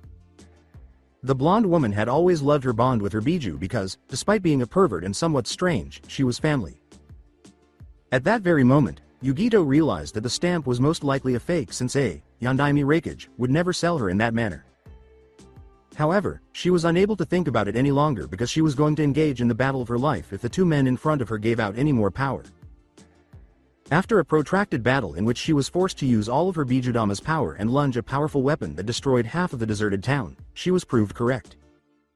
What surprised her even more was that one of them had survived and appeared to be in relatively good health. Author's note: although Hidan is supposed to be immortal, I'm not sure how he managed to survive a direct fight with a Biju in the canon. However, given how stupid he is, I don't think he could have fought a fight in which he didn't even use any kind of jutsu outside of the ritual stuff. That being said, he's dead, or rather, his body simply went poof after a Bijudama. I hope you can relate. The Kumo's Junin were aware that this would not be an easy battle. Her opponent appeared to know she was outmatched as he began to move toward her after noticing the Nibi's chakra was fading, but her body was worn out from employing such a strong technique, a double-edged jutsu used as a last resort. The pressure on her chakra coils caused Yugito to start coughing up blood while on her knees, and then the footsteps stopped a few meters ahead of her. The unidentified individual said, "Nibi's Jinchuriki, not bad. You actually managed to kill my partner, though, I could care less." He was annoying. Nevertheless, my job is done and you'll be dead in a few hours. She was forced to spit out another gob of blood and was unable to respond. She was unaware of the threads that were about to impale her, but before they could, a shower of electricity burst from his body and a compressed ball of energy was thrust onto his back, followed by an explosion. Sonda App. Raiden. Yugito was startled when she lifted her head and saw that an unidentified blonde man was carrying her after the same explosion caused him to snap out of his trance. She made a slight blush at the touch and the brief remark from Nibi, but she covered it up fast because of the circumstances she was in at the time, so she spoke. "Who are you and what are you doing?" Before making eye contact with the Jinchuriki, the blonde man placed the woman on the ground a good distance away from the person he could make out, an Akatsuki member. "You can call me Naruto. I'm obviously here to save you as you're my kin, though you can't sense it as I'm able to suppress its chakra. I was on my way towards Kumo to spend some time there but I felt a huge spike of chakra and had to come." Yugito narrowed her eyes at the information, but she relaxed when she realized he was telling the truth and had no bad intentions. As the smoke cleared to reveal the same figure, who appeared to be fully healed, Naruto narrowed his eyes because he knew better than to interrupt her in the middle of questioning her. His chakra. Discarded? Without a doubt, that ought to have killed him. What did he do? I don't know anything about him other than his name. I have to know what's happening. The man's voice startled him out of his reverie, saying, "Kyubi Jinchuriki. It seems I'll be able to capture you as well. You gave Deidara quite a beating." With his arms folded across his chest and a neutral expression on his face, Uzumaki responded, "Kakuzu, former member of Takigakure." Before the now named Kakuzu could respond, a new figure appeared between them, sparks of electricity twirling wildly around his body. Both he and Naruto tensed. With tears threatening to spill from her eyes, Yugito gasped at the newcomer. Kakuzu was now drenched in sweat, and Naruto narrowed his eyes at the kanji for Yondaime Raikage on the figure's robe before grinning. The other man standing next to Yugito was ignored as the Raikage narrowed his dangerously sharp eyes at the Akatsuki member, already knowing what had likely happened. His voice revealed how much he was holding back his rage. "You'll die for what you've done to Yugito." Chan. In an instant, he was standing in front of Kakuzu, who had widened his eyes in disbelief when he saw the blood spurt from his body and a massive arm split his head off his shoulder. Rariato. As he approached the two Jinchurikis, Raikage took a deep breath as the electricity left his body. He saw the blond man's narrowed eyes, but before he could ask, his body tensed due to the sudden rise in temperature. He turned around to find himself facing a wave of fire. Kaiten. Zukoku. A wall of water appeared out of thin air, standing guard as the fire smashed against it, producing a good deal of steam, and Naruto clapped his hands as moisture gathered around the Raikage. Sweden. Suijin Heki. Both Raikage and Kakuzu expressed shock at the unseen high level of Sweden since Senju Tobirama, which is why the latter's mind was racing with this new information and he didn't even try to follow up with an attack. He was aware that he was outmatched.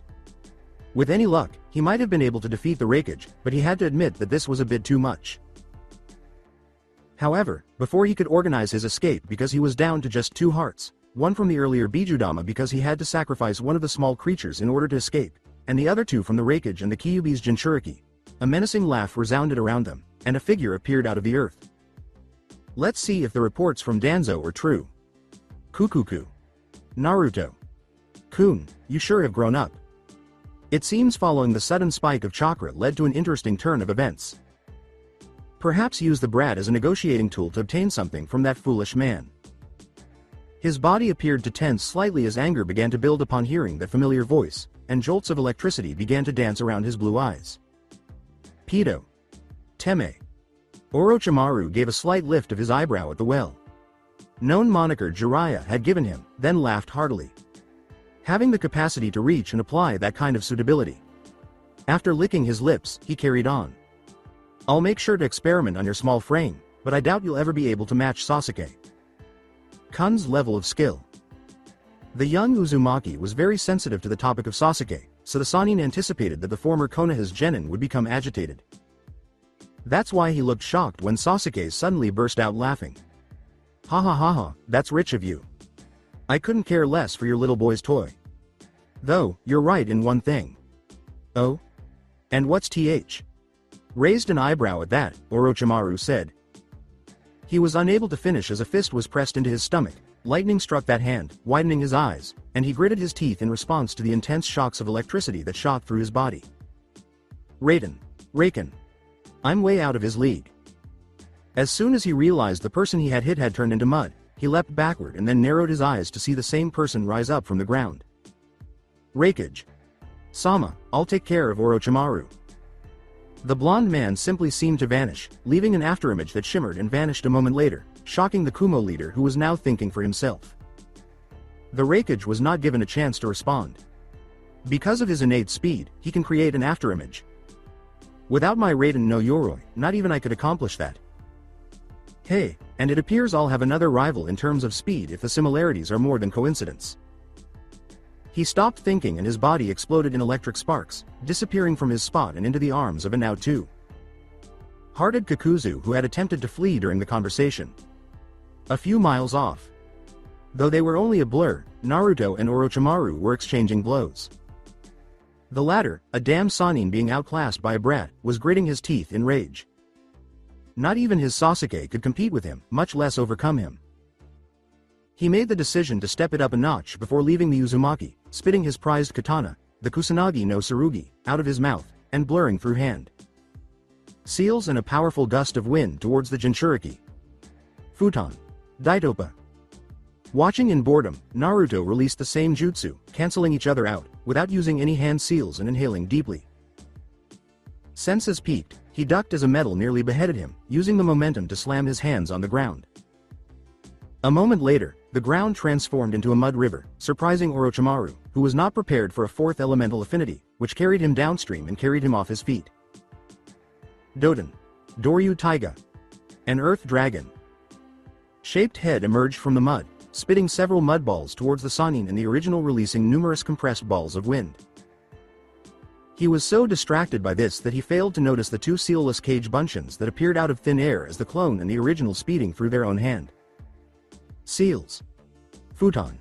Renkuden, Doden, Doryuden. His anger began to well up, and he couldn't have avoided such a combination if it hadn't been for the flashbacks of his fight with Tobi.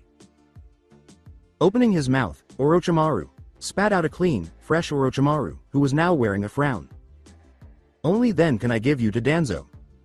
Insolent brat, I'm going to enjoy experiment on you. I'll comply, but that pitiful man thought he could control me. Well, that's cuckoo for now. The Sannin was about to summon his sword, which was now stuck to the mud, when he saw one of the clones pass through a single hand. Seal and cover the Kusanagi with a hand. His expression changed from one of shock to one of rage. Fuinjutsu. Shoyu. Ken. Kai. The clone sealed the sword in one of his scrolls and gave it to the original, who now had a huge smirk on his face before addressing the furious man. A few symbols engraved themselves on the katana before simply disappearing. So, you thought that the legendary Kusanagi no Tsurugi would just simply be yours after using a simple ownership seal. How pathetic.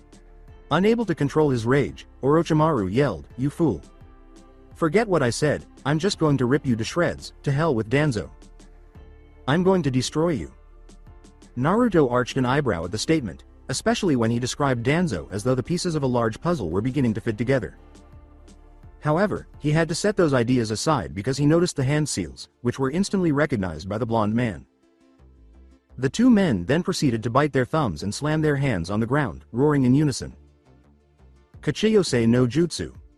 Before two enormous, known animals appeared in front of one another, two enormous plumes of smoke burst throughout the area.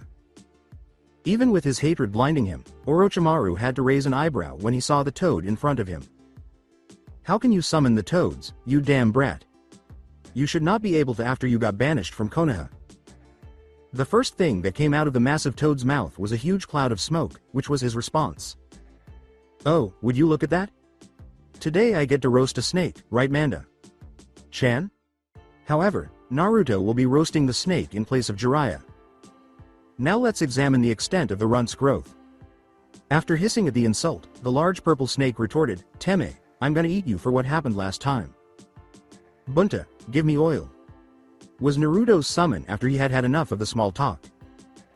In fact, Gamabunta's eyes grew wide before his stomach grew and he spat a stream of oil in the direction of the snake. With his chakra acting as a medium, Naruto took hold of a piece of paper and began to move his index finger in random directions as a blue chakra kanji for fire began to etch itself on the paper. This was followed by the release of a massive flamethrower that ignited the oil and greatly increased his power. Taekwondo. Hello, no Bakuhatsu. Kaden. Gamayu Enden. Orochimaru's eyes widened, having never seen that kind of Fuinjutsu before. It appears that this brat learned how to accomplish what he read about in the legend of Uzumaki Naruto, who was able to accomplish the same thing and much more. He didn't have to give any instructions to his summon, as evidenced by Manda's quick thinking and agility in escaping the firewall. With a small nod, Orochimaru leapt out of Manda's head and proceeded to perform a series of hand seals. Then, with a puff of his chest, the Sannin released a massive ball of fire in Naruto's direction. Kaden. Gukakyu no Jutsu. Naruto, who had already identified Orochimaru's chakra, puffed up his cheeks and then released a stream of water that hit the ball of fire, negating it and producing a tiny bit of steam in the process. Mazurapa, Sweden. The smirk on Orochimaru's face caused the blonde Uzumaki and Gamabunta to narrow their eyes, and that's when they had an epiphany. BTCH. The dreadful snake. The earth began to tremble, and a moment later, Manda burst out of the ground behind Gamabunta, who was cursing his own foolishness. The snake had already lunged towards the toad, opening his mouth wide and dripping purple liquid, when they realized what had happened. Toxin. Gamabunta's eyes widened, and Naruto wasted no time in clapping his hands and intertwining his fingers, causing Orochimaru, who was amused by his sure victory, to widen his eyes in shock at the well. Known seal. Not possible. That's not possible. And as the snake had feared, several thick branches shot up from the earth beneath him at breakneck speed, encircling his body before he could bite the toad. Mokuton. Shiden Togoku. Naruto wasted no time in seizing the chance, putting his right hand on the hilt fastened to his waist and then vanishing with lightning speed. When Manda saw the fabled Kekkei Genkai, he looked shocked and afraid. He tried to pull himself back into his own world right away, but when he was unable, his eyes grew wide. He looked over the branches that held him captive and felt a wave of realization wash over him. Holy moly, Orochimaru. That was his final thought as he watched in fascination as several blurs of black and blonde combined colors covered his body. He briefly noticed the black sword and the dance style the little runt was using, assessing how flawlessly he was performing, until all of a sudden there was a click, and a moment later the snake's body was literally sliced in two. Mitsurugi. Ryu. Shi no Odori. Pop. The brat murmured his technique, and Orochimaru's eyes widened in shock, almost fearing for his life. He had made numerous attempts to learn the fabled and lost arts of the hidden Mitsurugi. Ryu, for which the Shodai Azukage was renowned, but he was never able to obtain even a cursory understanding of them. Now, he watched in dismay as the same style destroyed his first and last personal summon. The last thought made his blood boil. Despite his lack of empathy, he had always valued having Manda as a fallback. She had never let him down. Watching this brat kill him in cold blood infuriated him even more. He was unable to conduct any further experiments on the snake's body to further his understanding of its venom because the tree branches were now destroying what was left of it. He never even noticed Gamabunta dispelling itself after praising his summoner a few times before he spoke to him directly, his voice clearly laced with rage. Brat, mark my words. I'm gonna kill you. But first, I'll make you suffer, killing all your loved ones in front of you after they get raped from every single sound shinobi I have. I'll have my vengeance, remember that. As soon as I get Sasuke-kun's body, I'll come after you, you insolent piece of trash. Naruto listened to the tirade of Sannin with a neutral expression. He was aware of Orochimaru's strength, but he lost himself in pitying notions of becoming immortal and never attempted to rise above a point he had long since attained. Naruto ventured to speculate that despite his extensive self-experiments, he was not at his peak and might even be the least powerful Densetsu no Sannin. He laughed as the snake user's body turned to mud and vanished from view, nearly escaping his incredible senses.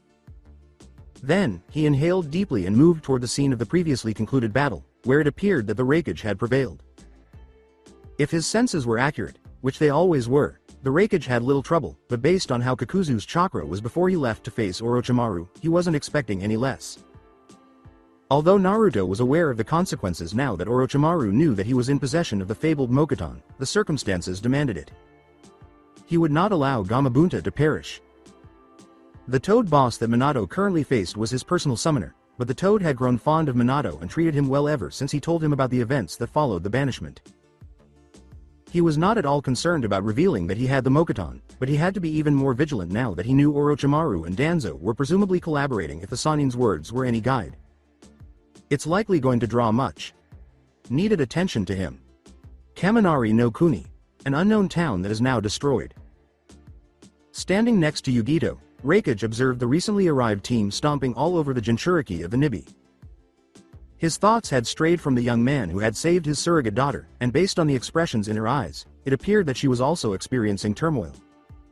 A red-haired Kunoichi, still weeping with relief, said, "We need to go, Raikage. Sama. Yugito-chan might have internal injuries. Doubtful.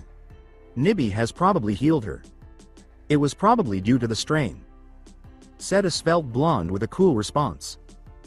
On her chakra coils of having released the complete form of her Biju and using its ultimate technique when she's still inexperienced. Not even sensing the presence of the person until he spoke a few meters behind them, everyone tensed. The three Chunins, a white-haired man, a red-haired Kunoichi, and a busty blonde, drew their tontos and squinted at the newcomer. However, before anyone could move forward, Yugito spoke in a somewhat urgent tone. "Stop. He was the one who saved me." Though still alert for any attacks should the newcomer consider it, everyone relaxed. It was the Raikage, introducing himself with that recognizable harsh tone. "Although I appreciate you saving Yugito-chan, I have to ask. What are you doing in Kaminari no Kuni?" With a calm expression, Naruto answered without missing a beat, "I was actually going towards Kumo." Everyone's eyes narrowed suspiciously at this. After being exiled from Konoha no Sato, my previous village, 3 years ago, I made the decision to journey through the elemental nations before relocating. Everyone started to relax again at this point, but the Raikage hummed for a short while before saying, "Okay, you can come with us. But you have to understand that you'll be under my ANBU's watch during your stay. We'll talk about some important stuff later on and I might have an offer for you. If, that is."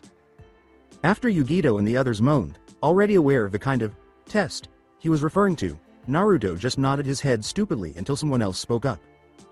"Since you are capable of self-defense and are strong enough to watch over him, you ought to ask the Raikage to let you watch over him rather than his ANBUs.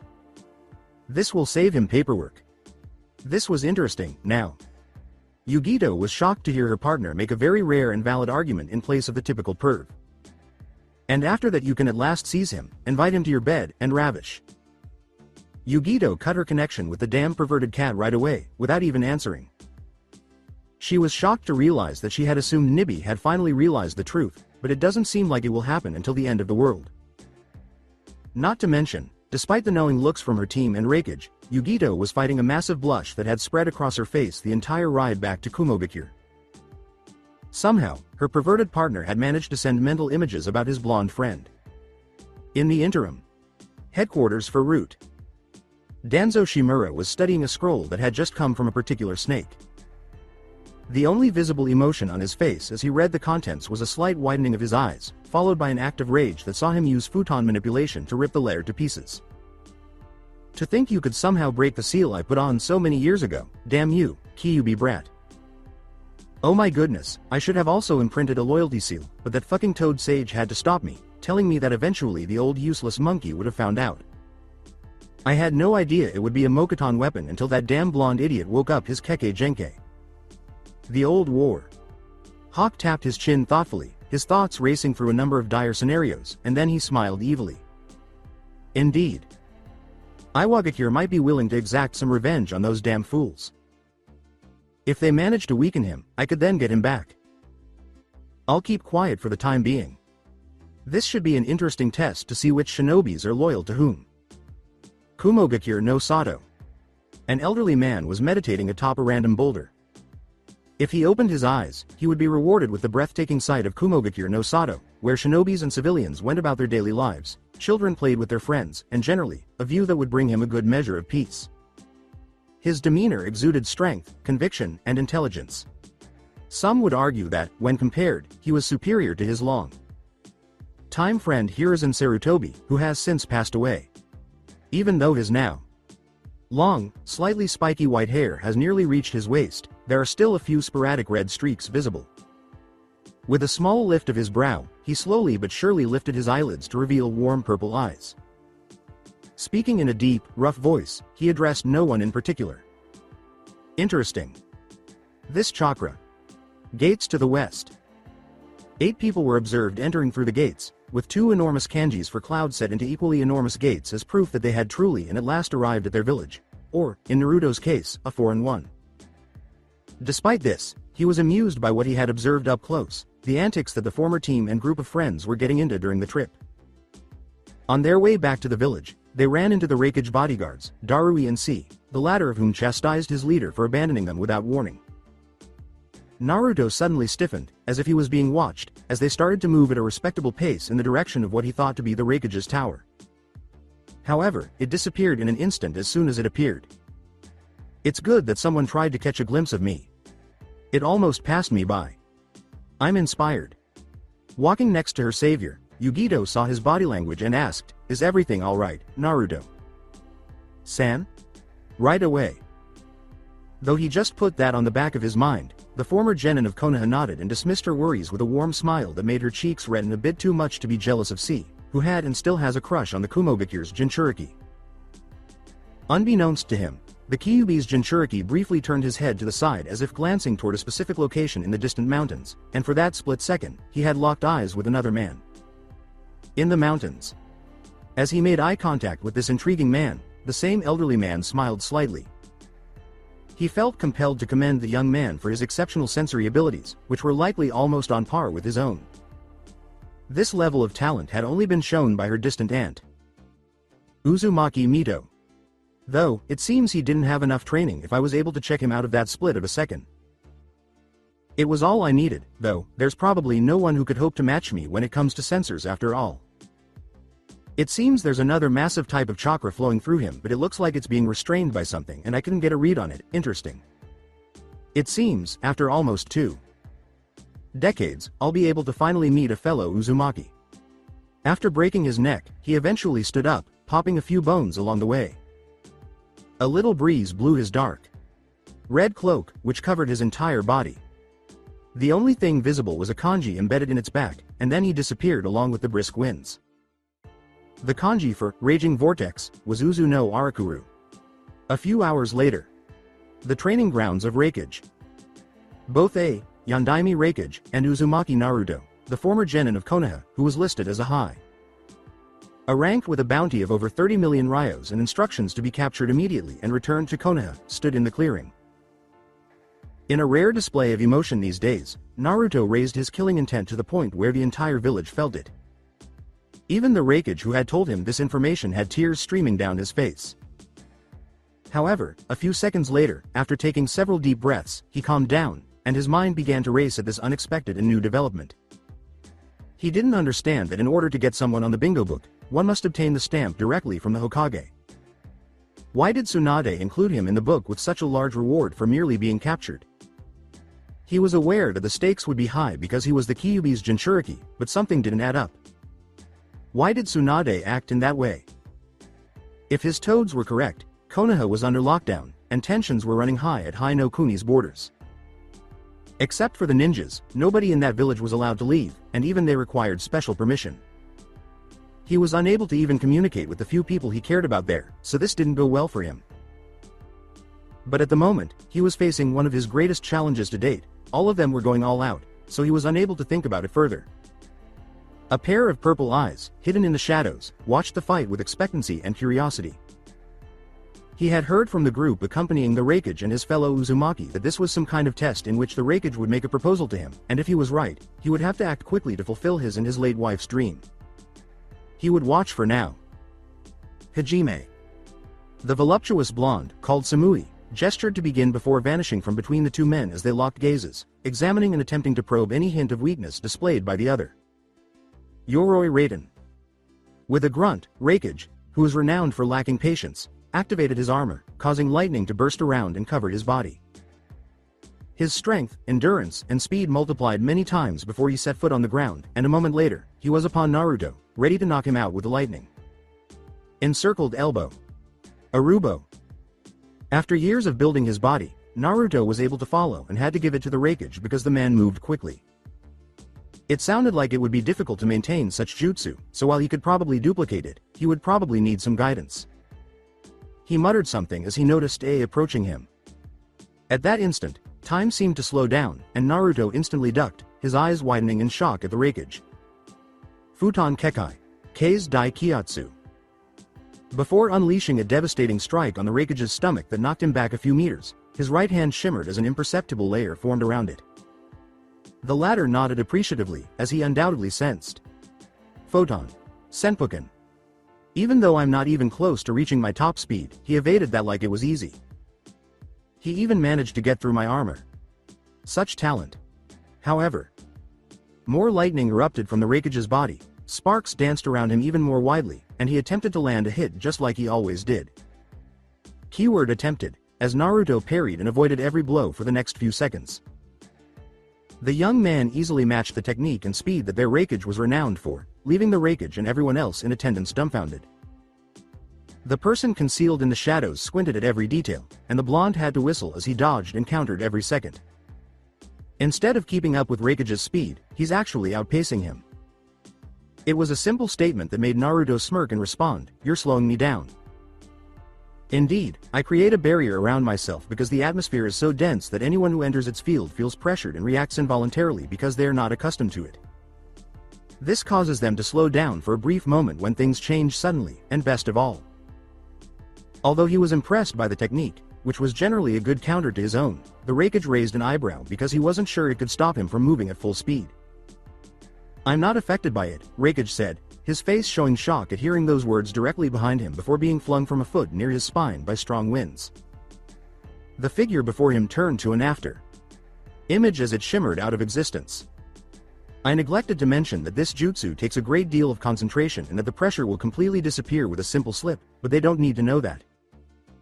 Naruto's body trembled slightly at the monstrous amount of chakra the person was giving off, nearly matching a biju, before his senses could register his next move.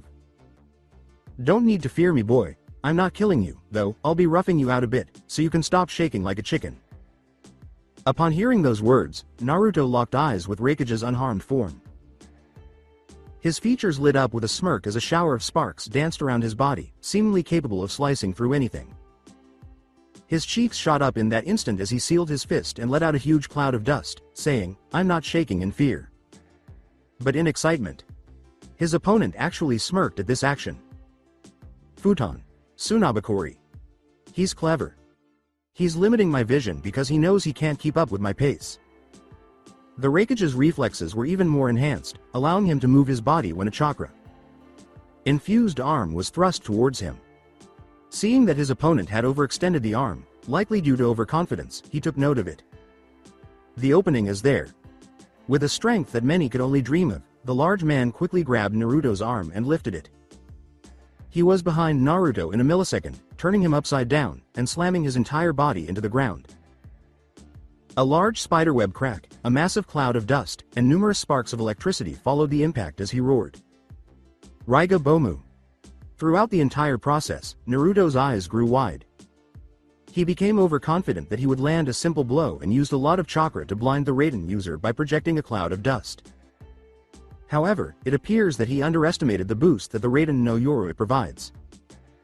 He made his skin a little darker and prepared for the blow by drawing on a chakra he hadn't used since his training in his Doden chakra. Doden. Domu. Boom. When the Raikage was still about to slam the Jinchuriki to the ground, he had to wince a little at the corrosive chakra, but he wasn't a cage for nothing, and his training with his brother B helped his body adapt to that kind of chakra before backflipping and waiting for the outcome. Before Samui could declare the winner, a maniacal laugh erupted from the small crater and a bloodthirsty voice that sent shivers down their spines caused the spectators to hold their breath in fear of their leader's deadly attack. Even Yugito had a worried expression on his face. Interesting. I want more. Let's dance, Raikage. The dust disappeared, and everyone saw the teenager covered in a layer of red chakra with a second tail growing on his back. Naruto could also sense the return of his insane desire for battles, which had been missing since the end of his training. That was one of the things he learned throughout his 3 years of training. He loved fighting in situations where you could tell your opponent was either better than you or could at least match him. Before completely disappearing from the scene, Naruto took a step forward and was standing behind the Raikage with his arm raised. Time travel. 2 weeks have passed since Naruto and the Raikage battled, and while neither of them truly prevailed because they had to end the fight before they could level the entire village, the former knew he could still do better. He could still recall Fukasaku, the elder toad, telling him that his body had matured enough to employ one of their trade secrets. The idea of being able to learn from a being who had over a century of experience alone made him feel ecstatic. However, he was unable to think about it further because he had reached a certain spot in Kumogakure at the mountains. He moved to look over the meditating form of an older man who reminded him a little bit of his Jiji, the Sandaime Hokage, while maintaining an expressionless expression. The elderly man opened his violet eyes, sensing the impending pupil, and waited, hoping to receive the anticipated response. His cold blue eyes radiated a resolve the elder hasn't seen in a long time, and Naruto didn't let him down. I accept. Retrospection. After 3 days of fighting the Raikage, he was already fully recovered, much to the latter's chagrin when he recalled his complaints about damn Jinchurikis and their regeneration. He was now ambling around some mountains in search of a suitable location to train and learn some new skills before meeting with the Raikage, who expressed his desire to talk to him about the proposal he had mentioned prior to the whole ordeal. Naruto stopped mid-step, narrowed his eyes to a random tree, and spoke in a tone that matched his expression of impassivity. Come on out, we are alone. A slight breeze passed in front of him, and then, soundlessly and without any prior warning, an elderly man with long, spiky white hair that had some red streaks emerged. Naruto could tell this man was strong because, despite his advanced age, he exuded a kind of wisdom that he rarely saw in anyone, and the authority he exercised was not to be laughed at. Due to his lackluster experience in the field compared to this man, he sensed he would likely lose in this situation. However, as he felt his chakra, he had a strange sensation that was somewhat comparable? I see, you can even have a read of my chakra to that extent. I'm impressed. With his well-known poker face on, the older man spoke as though reading his thoughts, which was not an easy feat. Naruto thought for a moment, sensing that the person before him was free of malice or unfavorable feelings.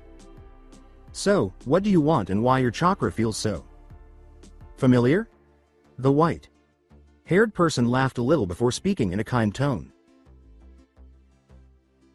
You could even feel the passion in her voice as she said the next few words, which would completely alter Naruto's world.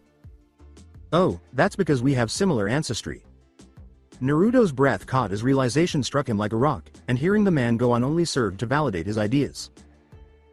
Yes, I am Gensai Uzumaki, also referred to as the Uzu no Arakuru, and I am the Shodai Azukage's son, Ashira Uzumaki. In that moment, Naruto collected some chakra on his wrist, and a sword that even shocked Elder Uzumaki into wide eyes materialized in a cloud of smoke, prompting the latter to whisper, Kaminoyakari. After making that unintentional remark, he grinned broadly for the first time since his wife's passing. The words that followed completely stunned Naruto, as a voice of resolve matched his eyes that seemed to burn brightly. That was the kind of hope that healed his wounded heart. Help me on getting Uzushio to stand up to all other nations once again. Let's make everyone remember why we were so feared and that they should have confirmed that we were really dead. Come with me and I'll pass everything I know to you. You won't regret. Think about it, I'll give you 2 weeks, meet me at this place and I shall know your answer, my fellow Uzumaki. Time travel, remaining in the past. It's been several hours since he spoke with another member of his family. He was shocked to learn that there was still a living Uzumaki who could tell him the truth about what actually transpired that fateful night. He was at a loss for words because there was so much to process in a short amount of time, but the offer was excellent.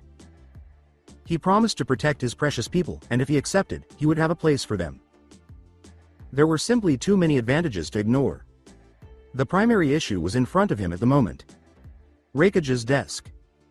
As soon as he stepped foot in the village, Naruto recognized the faces of everyone he had become friends with. Yugito, Samui, Omoi, Karui, C, Darui, and Killer B. The Raikage, on the other hand, supported a serious gaze. The latter began as he positioned himself in front of them. Brat, you probably have already figured it out what I'm going to offer you, but, as a Raikage I still need to make the official request. So, Uzumaki Naruto, do you accept joining Kumogakure as an active shinobi, swearing loyalty upon your new home, in case you accept, and protect it with all costs, even with your own life? There were many hopeful expressions on the faces of those in the room, but when the young man in front of them stated quite bluntly, No. But. What do you mean, no? Do you want to live the rest of your life as a missing nin? Huh? The fact that Yugito blushed after receiving a negative response startled everyone, including the Raikage. Despite this, the Yondaime laughed, surprising even Naruto. I guess that means you accepted the other offer. The Kyuubi hummed in thought, then opened his mouth to speak as his Jinchuriki narrowed slightly before returning to the impassive one. Hi, that indicates he came to talk to you. However, Yugi-chan interrupted me as I was speaking. Despite her irritation, Yugito continued to listen and was intrigued about the identity of the man who had stolen his man. Nibi is already swaying me, my man. Oh my goodness, kitten, don't say that. You found quite a specimen, and that's all you did. As soon as we settle into our new home, I would like to suggest an alliance. Gensai Sama informed me that he has been secretly training the younger generation in the village for the past 10 years with a few old friends. Although there are no Uzumakis other than the two of us, that doesn't mean that they don't have extraordinary potential. I suppose he was simply waiting for the right piece of information to reveal Uzushiogakure's return. Even though Raikage valued strength over intelligence, he wasn't so naive as to turn down an offer like that.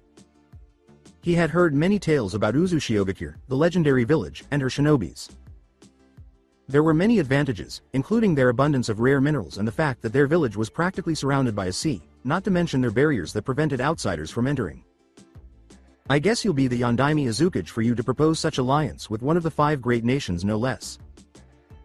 Naruto debated whether or not to tell him the truth, but he chose to tell the truth because he could see the man's emotions running. No. I'll be getting trained by Gensai Sama, who will be the Yondaime. I'll told him already I had no interest of being a Kage. That dream was lost a long time ago. I'll probably be like his right handman and the ambassador in case this alliance goes forward. With a hand on his chin and a stroke of his beard, Raikage hummed to himself as his thoughts turned to all the possible consequences of this. He was fully aware that if the man named Gensai, who had spoken to him about Naruto, had been telling the truth, there would be a lot of blood and secrets that were thought to be lost surface once the other villages learned of the renowned Uzushio return. Even though the man was elderly, he had witnessed the hatred still gleaming in his eyes. He surmised that it was related to the atrocity his family experienced. However, he was even more hateful of one particular village than the others. Konoha. The town would talk about Konoha for years to come if the man had told him the truth. Or perhaps there will be a carnage reminiscent of the Clan Wars era, and the Raikage sincerely doubted the Leaf Village's chances despite having Uzumaki Naruto at his side. However, there were still a lot of unknowns in the world, such as Kiri, Suna, and the tiny nations. Akatsuki. I have fun, this will be. I have been itching to replace them with some tree huggers. As the Raikage of Kumogakure no Sato, I accept your proposition, though, we still need to have a meeting with the daimyo of Kaminari no Kuni. But I don't think there will be any problems. For the first time since the meeting, Naruto grinned, surprising everyone with the sudden change in circumstances. As Yugito listened to the entire exchange, she became calmer and couldn't help but smile at the thought of meeting the man who had captured his heart soon. Perhaps she could make her home in Uzushio. That could make for some interesting reading. Perhaps after everything is finished. My dear kitten, you have my undying admiration. Before he leaves the village, you should just jump on him and get over it so you can get full of Nibby. Put an end to it. About 2 months have passed since the Kage were saved. Things became uncontrollable. A group that included the Ichiraku family, Mitarashi Anko, Hana Inuzuka, Sume Inuzuka, Shizune Kato, Hitaki Kakashi, and Yuhi Kurenai expressed concern. There was lockdown in the village. Everyone was on edge ever since word spread about Uzumaki Naruto's whereabouts to both shinobis and civilians. It didn't help that said person was listed in their bingo book. Their minds were left reeling by the power he had displayed during their mission, which was supposed to lead to an improvement in the relationship between Sunagakure and Konohagakure. It was something they both didn't believe was feasible. The final dead man. The new generation's Tobi. The misfit. Naturally, nobody anticipated that this individual would eventually wield the renowned Mokuton, for which their prized Shodai Hokage was renowned, and that's not even factoring in their skill and potential in the absence of it. It was common knowledge that he could no longer be reached, not without a fight. Returning to the group, they were taken aback to learn that their Hokage had placed their highly sought after blonde-haired person in Konoha's bingo book, leaving them greatly perplexed. Nobody was aware of Tsunade's situation. The day Shizune summoned the group for an urgent meeting was one they would never forget. It seems that Tsunade lost her mind due to immense pressure from the council, elders, and some clan heads. The last straw, according to Tsunade, was the mention of Uzumaki Naruto's possible return. However, a few individuals, primarily Hitaki Kakashi and Shizune, the former for her exceptional intelligence, the latter for having lived with her master for many years, as well as unintentionally Shikamaru and his father, sensed something was terribly wrong. They were aware that something was wrong because, following Naruto's banishment, she overruled Konoha with an iron grip, defying the council's demands and abusing its progressive power. Not even the strained alliance with Suna and the numerous alliance losses could be used as an excuse for the numerous difficult choices she had to make. Being led by Senju Tsunade as their Kage made them proud. However, all of a sudden, shortly after word of the Kage's mission spread, everything was upside down. The dispatch of numerous ANBUs, Junins, and Chunins to the frontiers, the decline in graduation rates, and, at the end, Naruto's entry into the bingo book. The group discussed the issue and ultimately arrived at the most likely cause, or, in this case, the person behind it all. Jiraiya. They recognized Shizune as the culprit or the man who was in some way scheming behind the scenes as soon as he related what had transpired between the Gama Sennin and Naruto. However, Sume obviously agreed when Kakashi brought up another individual to the discussion.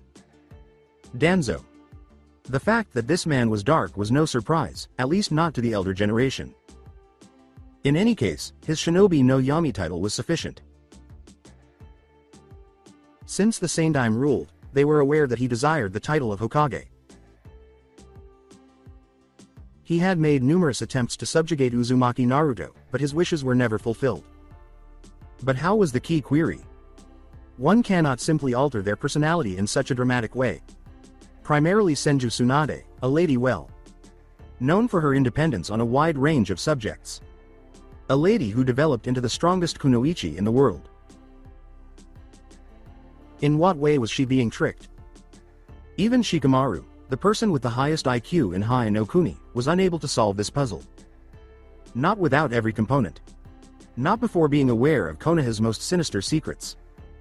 Like in the massacre of Uchiha. Or Shinobi no Yami, as the man is known. The group realized they had to leave Konoha in the interim. Fast as possible, but they were unable to do so because of all these changes. A village under lockdown required a clear and specific mission from the Hokage, failing which they would be immediately pursued. They had no intention of underestimating Jiraiya's spy network's efficacy. Additionally, they didn't want to endanger Naruto any further. Route. The main office. Danzo grinned. He released a rare emotion in response to the reports from his most recent servant. His troops were performing remarkably well, not theirs. Konoha shinobis never considered asking what had actually changed. He knew that his new servant's apprentice, Shizune Kato, was a flight risk who would eventually discover something was amiss. He needed to stop doing that.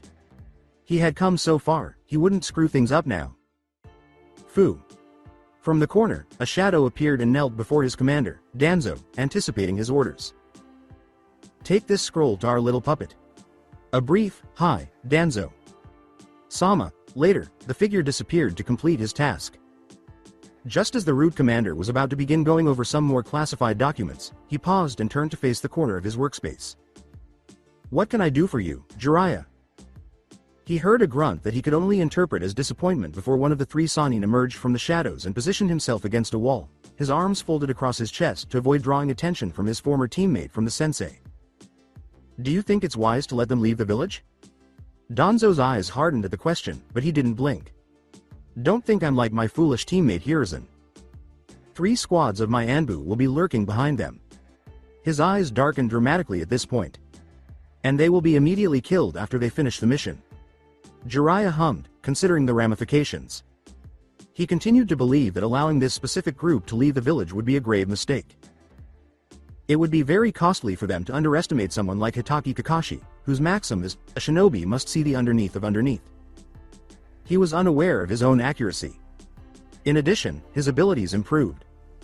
He recalled seeing a glimpse of his training in the previous years, which even perplexed him as a Sannin. Furthermore, he was going to have Shizune, Kurenai, and Hana on his team. Though Danzo had made an attempt to balance that team by including specialists in Genjutsu, Taijutsu, Trekking, Ninjutsu, and Iryo. In order to allay suspicions, he couldn't shake the uneasy feeling that this mission was going to go awry and leave them with a bad taste in their mouth. Jiraiya's past few years have been incredibly difficult.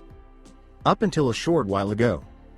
He was beaten so severely by his teammate Tsunade that he was unconscious for nearly a month. As evidence, he still has numerous marks on his body.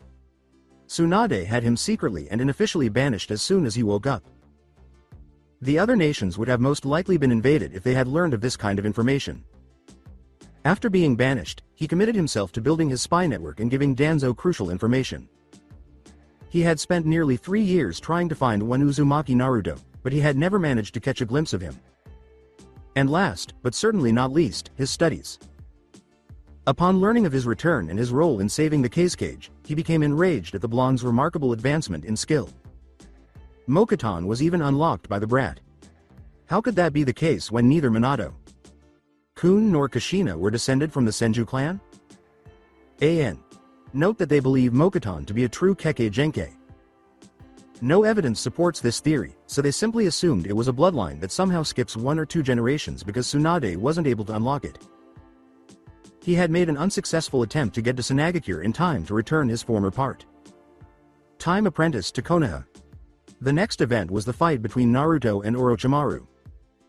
Although there were rumors that he gave the Habi Sannin a severe beating, he didn't think any of them. He couldn't have outperformed the well-known Sannin in just 3 years, could he? The sound of the person speaking in front of him startled him out of his reverie. You'll follow them as a precaution and help my route on accomplishing their mission. At that, Jiraiya arched an eyebrow. Though he had no idea how much Kakashi had grown, he could probably handle all 4 of them at once. He may be past his prime, but that doesn't mean he wasn't a Sannin. After addressing the initial issue, Jiraiya lowered his head and spoke in an unusually serious tone. There is a problem. There have been some rumors about Uzushio going around the elemental nations. That made Danzo's eyes wide with shock, but Jiraiya's next words were filled with fear. They have, inexplicably, rebuilt the entire village right in front of everyone. The elder's mind was nearly empty as he attempted to comprehend the words. This was not what he expected. In a few seconds, a sly smile appeared on his lips as he whispered. Such a gold mine can't go to waste. I'll make some plans so they can, at least, be useful again. 1 week later. Borders in Uzushio no Sato. The attractive face of a tall, well-built young man with ice blue eyes and spiky blonde hair with jaw-length bangs on either side was accompanied by a murderous scowl. His fingers were twitching as he dashed across the raging ocean encircling his new home, desperate to get his hands on the fabled sword's hilt, which was safely slung around his waist. Kusanagi no Tsurugi's shimmering silver, ready to spill some blood. His spy toad, Garasupai, had just told him about a mission that was assigned to a specific group of people a week ago, and it worried him. He was initially happy that the chance had finally come as 3 of the rumored members who would eventually join him were leaving the village, but as soon as he learned that they were being pursued by an unidentified ambu and a Sannin named Jiraiya, fear began to seep into his spine. His high level of intelligence allowed him to quickly understand the true purpose of this mission by adding 2 and 2 together. It was obvious that Shizune was a woman who hardly ever went on missions, at least not without Tsunade. He was also aware that Kakashi, his previous sensei, might reach the same conclusion, but he was unsure of Kakashi's intentions or side.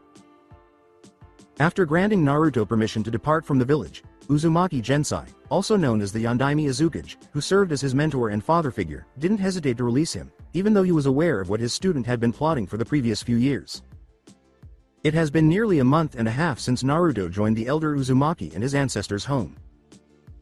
He trained diligently and, in keeping with his heritage, he created his own style of Fuinjutsu and enhanced his Kenjutsu while mastering the simultaneous use of the Kaminoikari in Kusanagi. However, he advanced futon manipulation to a new level by leaps and bounds. Futon has a maximum level, just like Enten, which is also the highest possible Kaden level. One that was out of the proper control of even the Shodai Kazekage. The Typhoon release, Taiden. If Naruto was shocked he didn't appear, it was because of a puff of smoke on top of his right shoulder. He continued running toward Kawa no Kuni, the land of rivers, not even acknowledging the toad's presence. Naruto. Sama, you need to hurry up. Kakashi is stalling off Jiraiya so Kurenai and the others could get away, but the ambu caught up to them real fast and are currently fighting them. The sheer numbers of them will eventually be too much and they will eventually exhaust themselves. The comment made his scowl deepen, and the amount of hatred radiating from his body caused his eyes to light up like lightning. No time to squander. When a single bolt of natural lightning struck Naruto as he was clapping his hands, it shot straight down from the sky and into his body, causing all of his cells to go into overdrive. Let's say that a lightning bolt has 5 billion joules of energy, but Naruto, who understood the nature of lightning completely, could transform it into something akin to a Red Bull energy drink. He was aided in the situation by his Biju sealed inside him and his Uzumaki cells, which naturally bestowed upon him a high level of physical and regeneration prowess. If this had been a regular person, he would have been cremated right away. He was abnormal, though. Thunderflow, or Kaminari no Nagale. And with a thunderclap, he was gone. Several miles distant. Kakashi had been anxious since the mission began, just as Jiraiya had feared. As he followed them, he overheard him discreetly speaking to Kurenai, Shizune, and Hana, the other members of the squad. He was unable to hear the conversation because Kakashi would have detected him by now either by smell or some other way if he had gotten any closer. The mission, which involved proposing an alliance with Kawa no Kuni, was finished quickly. However, the daimyo rejected the proposal as soon as he read the first few paragraphs of the scroll bearing the Hokage's stamp. Such a one-sided deal was not imagined. And as soon as they emerged from the tiny nation, they found themselves encircled by anonymous ambu wearing masks that were blank. However, Kakashi was wiser. As he looked over Shizune at that precise moment, he realized the true purpose of this mission. Their goal is to accomplish two goals simultaneously. However, it is now undeniable that Tsunade is being duped in some way. As soon as he finished that digression, a different man, whom the four of them now knew, appeared. This man gave Kakashi a curse because he knew that their chances of surviving were now, at most, slim. In less than 5 seconds, he had a plan in place and he went with it. Knowing how important this team was to his priceless former pupil, he would, at the very least, defend them no matter what. After 15 minutes, battles involving shinobi are reputed to be swift. Occasionally, completing one takes no more than 5 minutes. However, in high-caliber ninja fights, the roles can occasionally reverse. Similar to how the entire battlefield, which was formerly a lovely clearing, changed. The earth, trees, and even a few sporadic little buildings were totally destroyed or deeply burned. Even though there is some distance between them, the two battles are still quite destructive. Stretched thin, Kakashi was kneeling on the ground, gasping in air as he looked over the haughty man a few meters in front of him. His body was covered in bruises, and he had big lips that made him wince whenever he attempted to utter a pretentious comment. However, he was aware that he had lost. The man was simply superior to him because of his ability to negate the Sharingan from all of his previous conflicts. As Jiraiya leapt towards him and split the earth where he was standing, he witnessed a condensed ball of pure chakra appear on his right hand. The elderly man with white hair roared and extended his arm. "It's over. Rasengan." Kakashi's world appeared to slow down, and he questioned whether this was due to his Sharingan. Numerous faces flashed through his mind, but only a select handful nearly brought him to tears as he approached death. Raikage. Boom. The sound of thousands of birds chirping and the whispered technique startled him out of his memories. A momentary look of shock crossed his eyes, and a particular flashback nearly made him laugh, were it not for the circumstances, before the clashing of the two jutsus sent him reeling backward. When Kakashi looked up, he saw his long-lost pupil in all of his glory, dressed in traditional black armor with a white fur collar over a basic black suit. The armor was made up of many plates that were reminiscent of the clan's war era, and beneath his shoulder armor, each armor had 2 bands. He wore black sandals after wrapping white bandages around his ankles. The sword resting on his waist caused his eyes to widen. He had heard some rumors about Orochimaru and Naruto fighting, but even he thought they were a little unrealistic. The Tsurugi Kusanagi. Before turning back to face the man in front of him, Naruto glanced over his shoulder to see the shattered form of his former teacher. Black eyes met murderous ice blue ones, the latter sporting a look of incredulity on his face. "Sorry, I'm late." Jiraiya, gathering himself quickly, smirked at the idea of earning a bonus from this mission. "You finally came out of hiding, brat. It's time to come back home." However, Naruto turned his back on Jiraiya, his eyes growing slightly gloomy as he peered over his shoulder once more. "Go help the rest. I'll take care of him." His voice carried so much power that it sent shivers down their spines. Kakashi simply nodded in response before disappearing to find his team. With his gaze fixed on Jiraiya, Naruto gestured to him once more, and as he did so, lightning like sparks appeared on the tip of his indicator. "Get ready, dear. Raiden. Byakurai. Swap." A solitary lightning bolt emerged from his fingertip, glancing briefly over Jiraiya's face before penetrating 3 deeply burned spots behind the man, whose eyes widened in disbelief. "Too fast. I was not even aware of it. And I would surely be killed by the power it held. This time, it will be different." If not for a single, powerful kick to the back that propelled him several meters forward, Jiraiya's eyes would have burst from shock upon hearing the voice behind his ears. In order to properly land on the ground, the Sannin used his momentum to flip and balance his body. He made eye contact with the pupil's son and attempted to decipher the situation. Pure strength, pure speed. How absurd. He passed through a few hand seals and then released a massive stream of flames from his mouth, causing his chest to bulge. Since this Naruto was not the same as the one he knew, he needed some extra time to devise a plan. This one was not the brazen mouth he had grown accustomed to. He held the eyes of one who had witnessed death right in front of him. A true shinobi's eyes. He has always been afraid of the same man, and those are his eyes. Hanzo no Sanshuo. Kaden. Karyuden. Raising an eyebrow at the tactic, Naruto realized right away what this traitor was attempting to accomplish. However, he refused to accept any of that and instead expressed gratitude for the opportunity to try it out in a real battle. Jiraiya did not miss the massive amount of chakra that he had accumulated as his hands formed a single hand. Seal and he inhaled deeply. When Naruto opened his mouth and let out a tremendous gust of wind, a tornado formed right away and collided with the fire stream. Jiraiya's face lit up with surprise and fear as the tornado truly sent the fire stream backward, doubling its strength, temperature, and velocity. On the other hand, Naruto found the method he created amusing and astounding. Taiden. Sumuji Otoshi, Tornado Drop, Typhoon Release. Jiraiya shot out of the way at once, cursing his raging emotions, but the fear that was already visible on his face intensified when he saw Naruto move his right hand in his direction. In an instant, the tornado obeyed the unsaid command without hesitation. He's in charge of it? After a few hand seals and a little more chakra than was required, the Sannin slammed his palms to the ground. Right before him, a high, thick wall of earth rose up from the earth.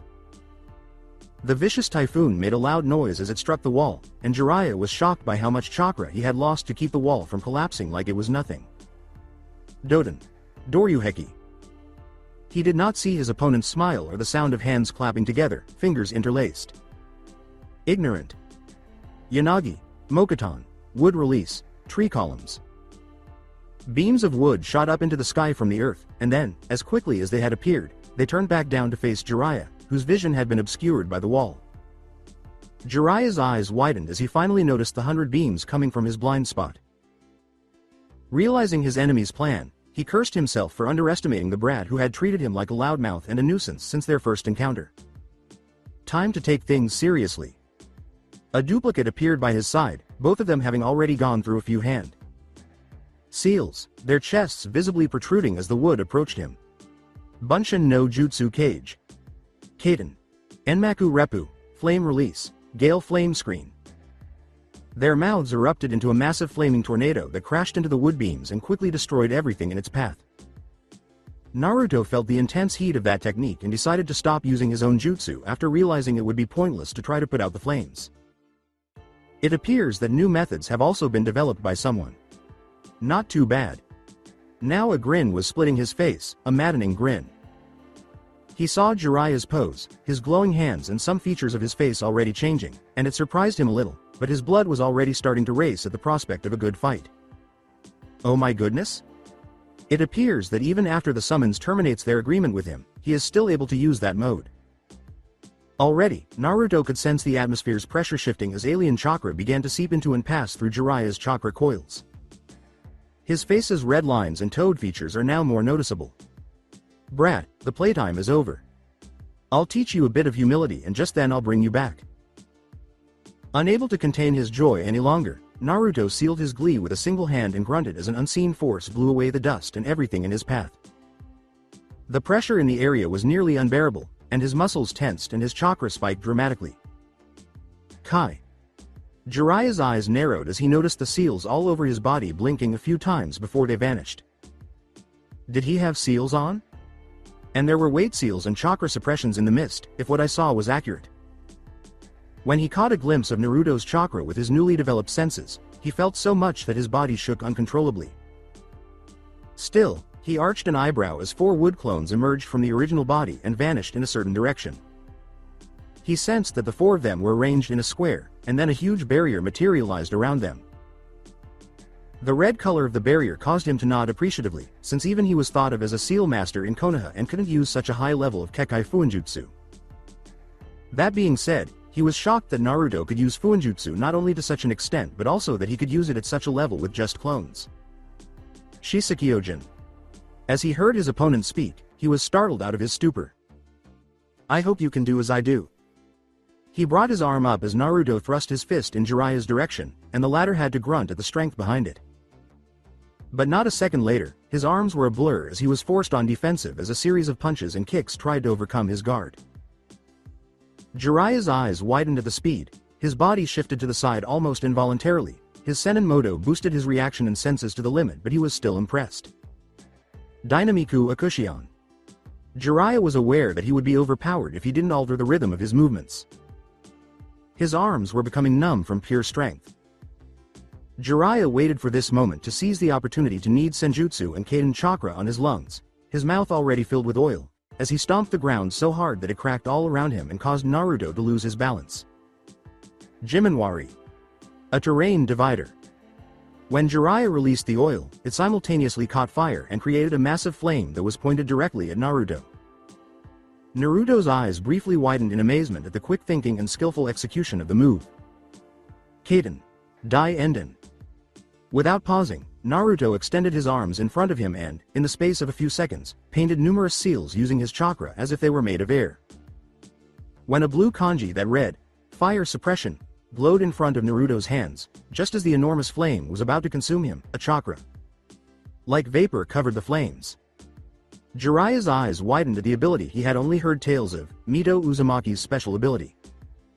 Fuka Hoin. W. What? Jiraiya asked in shock, not believing for a million years that he would witness such skill. His pride as a seal master kept him from believing that he had just witnessed this brat use it so deftly, as if it were a piece of cake. Pathetic.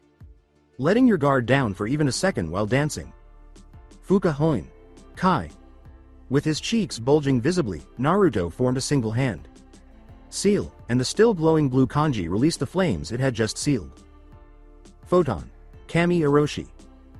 Jaws Agape, Jiraiya, who was only a few meters away, had seen such skill with Fuinjutsu.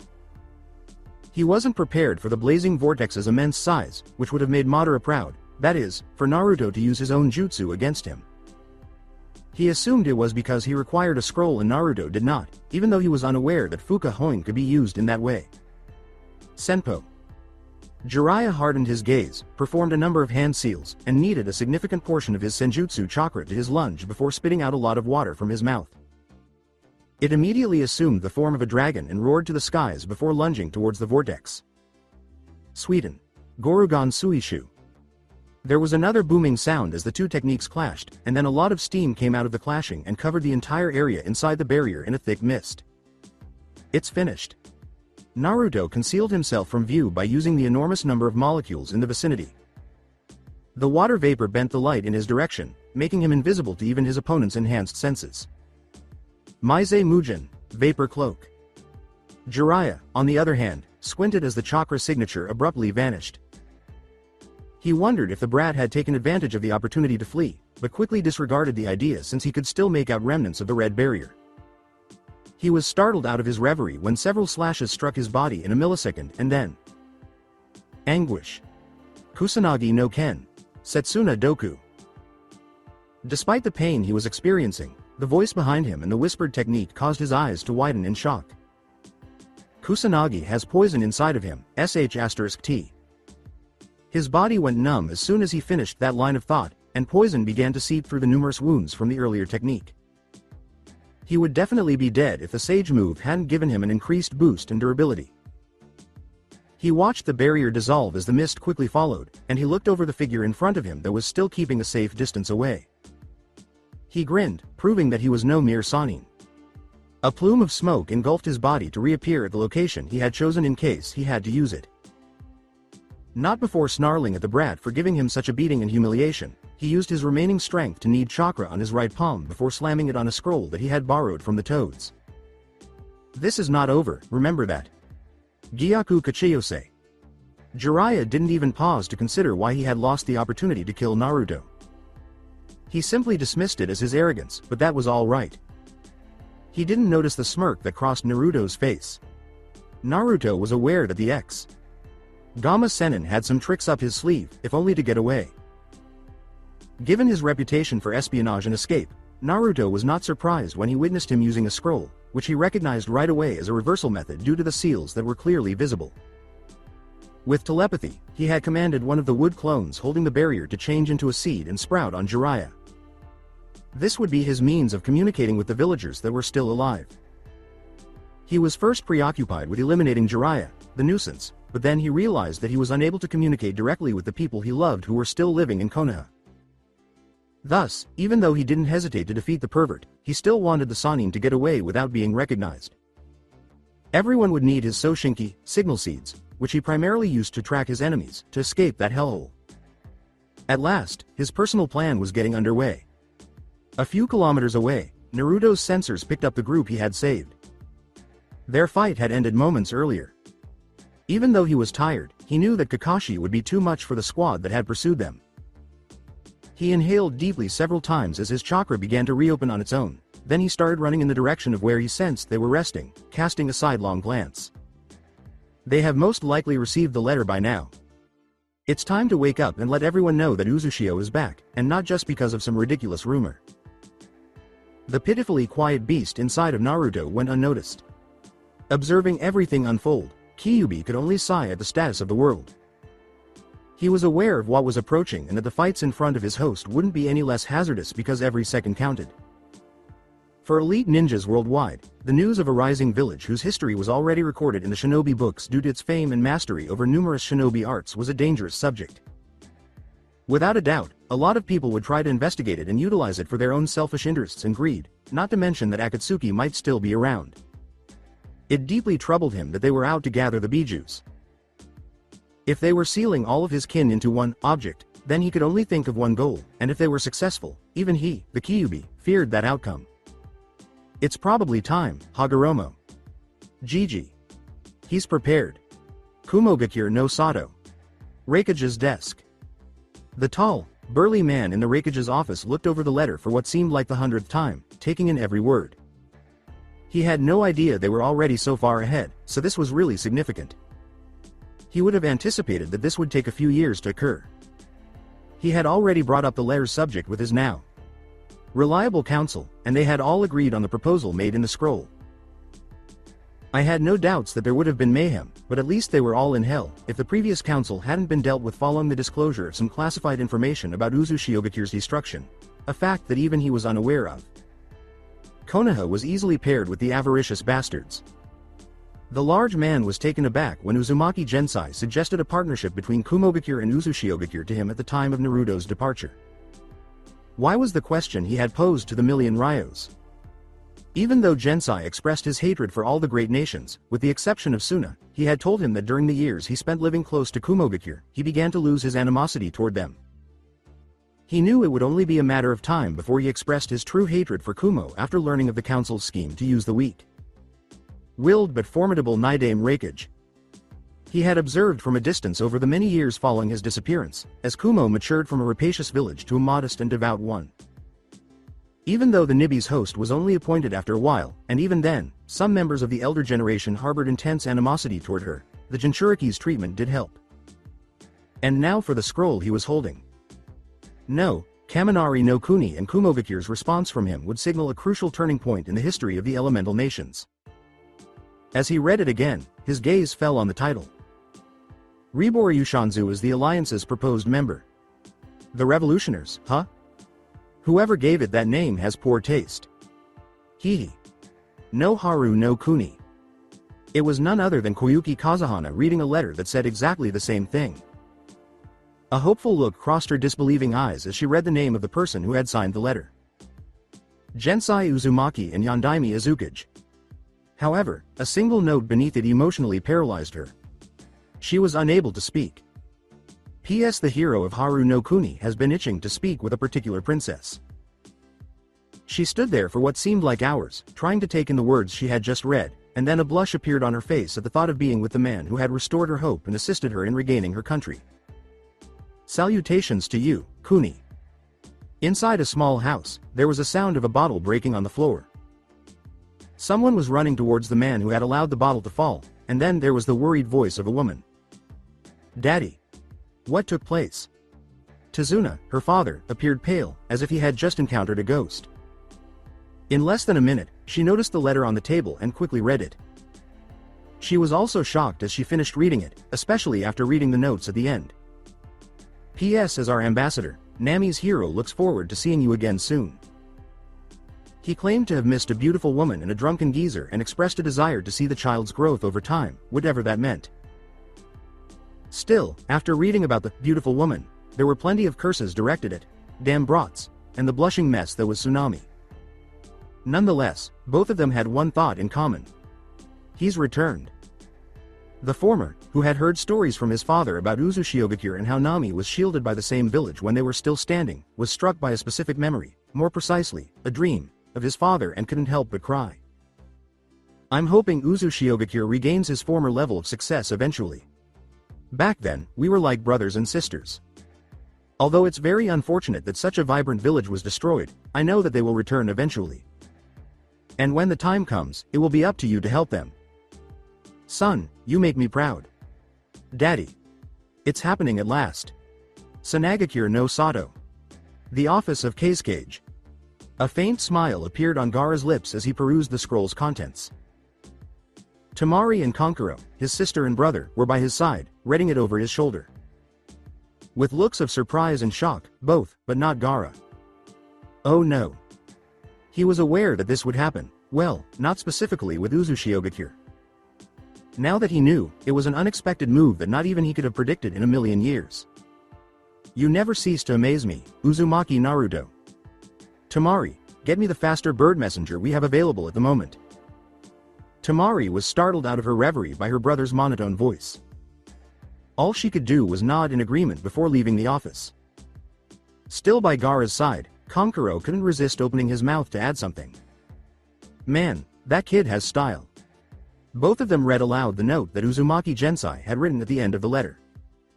P.S. Hope with this alliance we can finally reunite the Nine with his longtime friend and kin, One, and his brother and sister again. Indeed, he has. After 2 days. Sato Uzushio no. The same Azukage, Uzumaki Gensai, stood atop his tower, watching over his people. All of them were standing tall and proudly looking up to their Kage, who had brought them back together years earlier.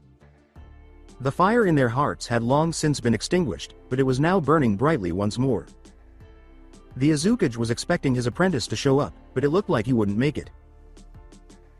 Naruto had instructed him to accept the news even if he wasn't there, but when one of his Chunin signaled him to begin, there he was, standing on top of a building, arms folded across his chest, impassive face on display, but you couldn't help but notice the tiny smile on his lips and the proud expression he was attempting, but failing, to hide. Uzumaki Naruto. What he now knew to be Hitaki Kakashi, Yuhi Kurenai, Inuzuka Hana, and Kato Shizune stood behind him. It appears that his goal was accomplished. He released Naruto's eye contact while he worked the chakra into his lungs, and then the entire village heard a loud voice. As of right now, Uzushio is officially back after a great deal of suffering and sacrifice. Let's give them hell and demonstrate to the world why they ought to have verified our death. The former Konoha. Nins were left in shock at the scene in front of them, and neither of them missed Naruto's fist shaking in what they could only assume was excitement. All of the humans in attendance felt the emotions flowing through the speech together, their blood pumping and the adrenaline coursing through their veins making everyone shout. Uzushio, Uzushio, Uzushio. So that's it for today. I hope you guys enjoyed it.